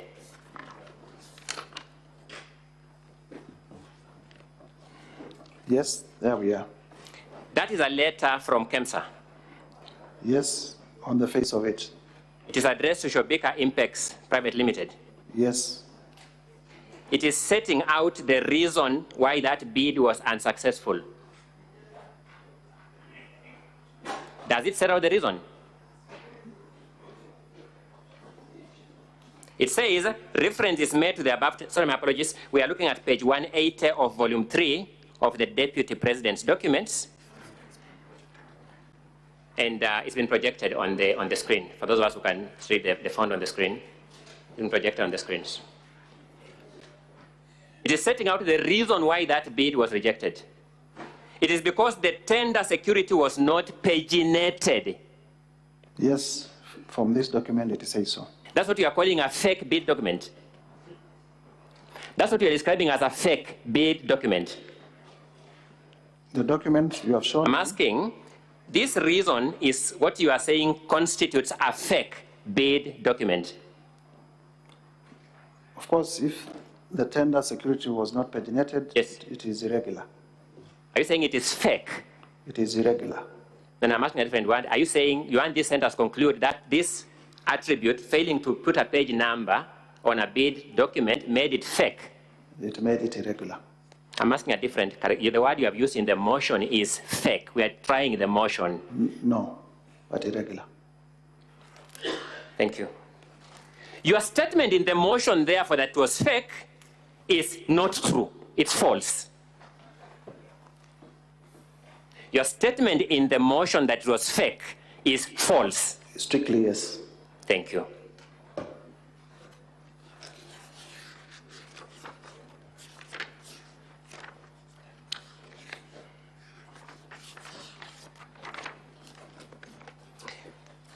Let me move to a fairly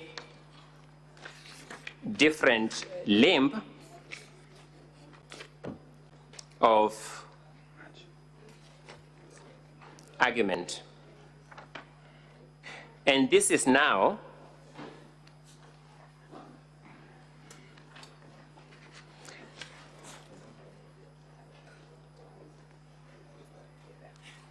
let's go to the question of Olive Gardens Hotel.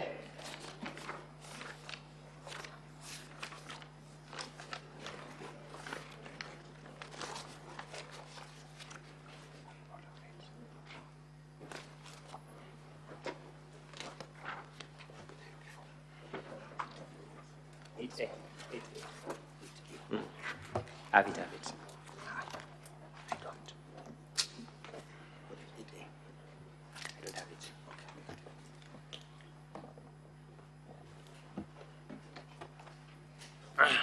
Thank you, Mr. Speaker. We have some massive documents here. Sometimes you... Let's deal with the affidavit of Peterson Njomo Mushira. Indeed.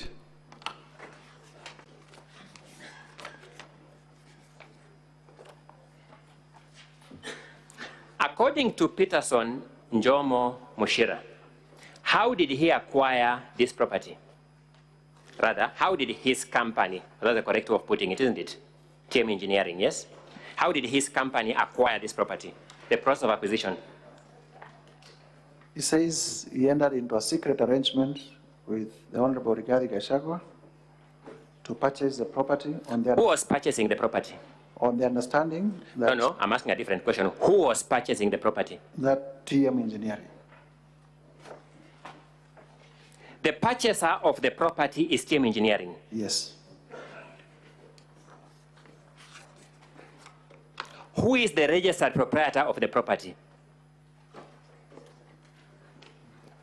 Let me confirm.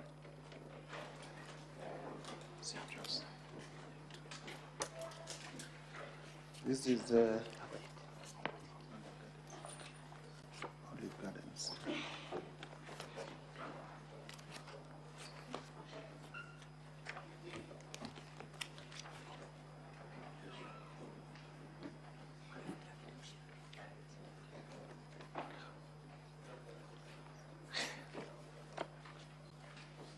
Who is the registered proprietor of the property, Olive Gardens Hotel? I'm tracing the documents. Olive Gardens, the registered proprietor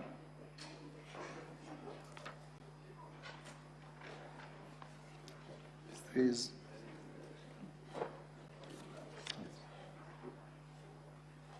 Philip Wanjema Kago. Sorry? Philip Wanjema Kago. Is it?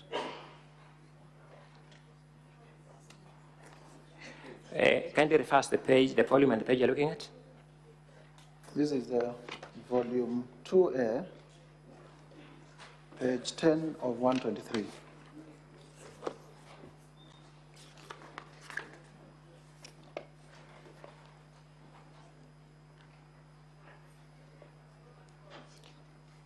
So who is that?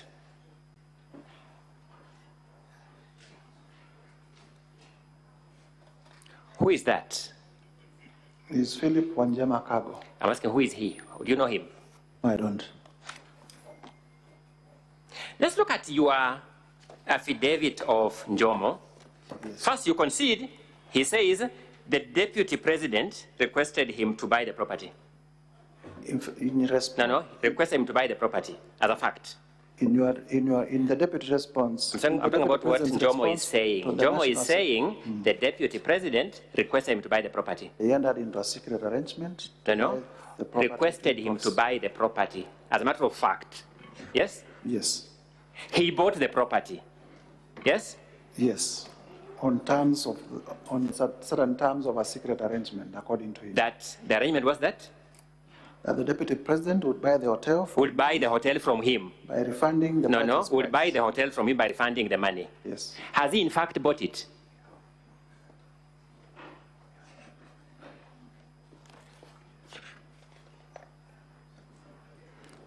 He would be the correct Has he? No, you are the motion mover. You are here with us. You'll not run away from anything, Mr. Mutuse. Has he in fact bought it? I would imagine so. Sorry? I would imagine so. When did he buy it? I do not know. Oh, you want these senators to impeach this deputy president on your imagination? I have said, and there is nothing wrong with not knowing. I do not know. Does Mr. Peterson Jomo Mushira say that, in fact, the DP has bought this hotel? Does he say so, that, in fact, the DP has bought this hotel?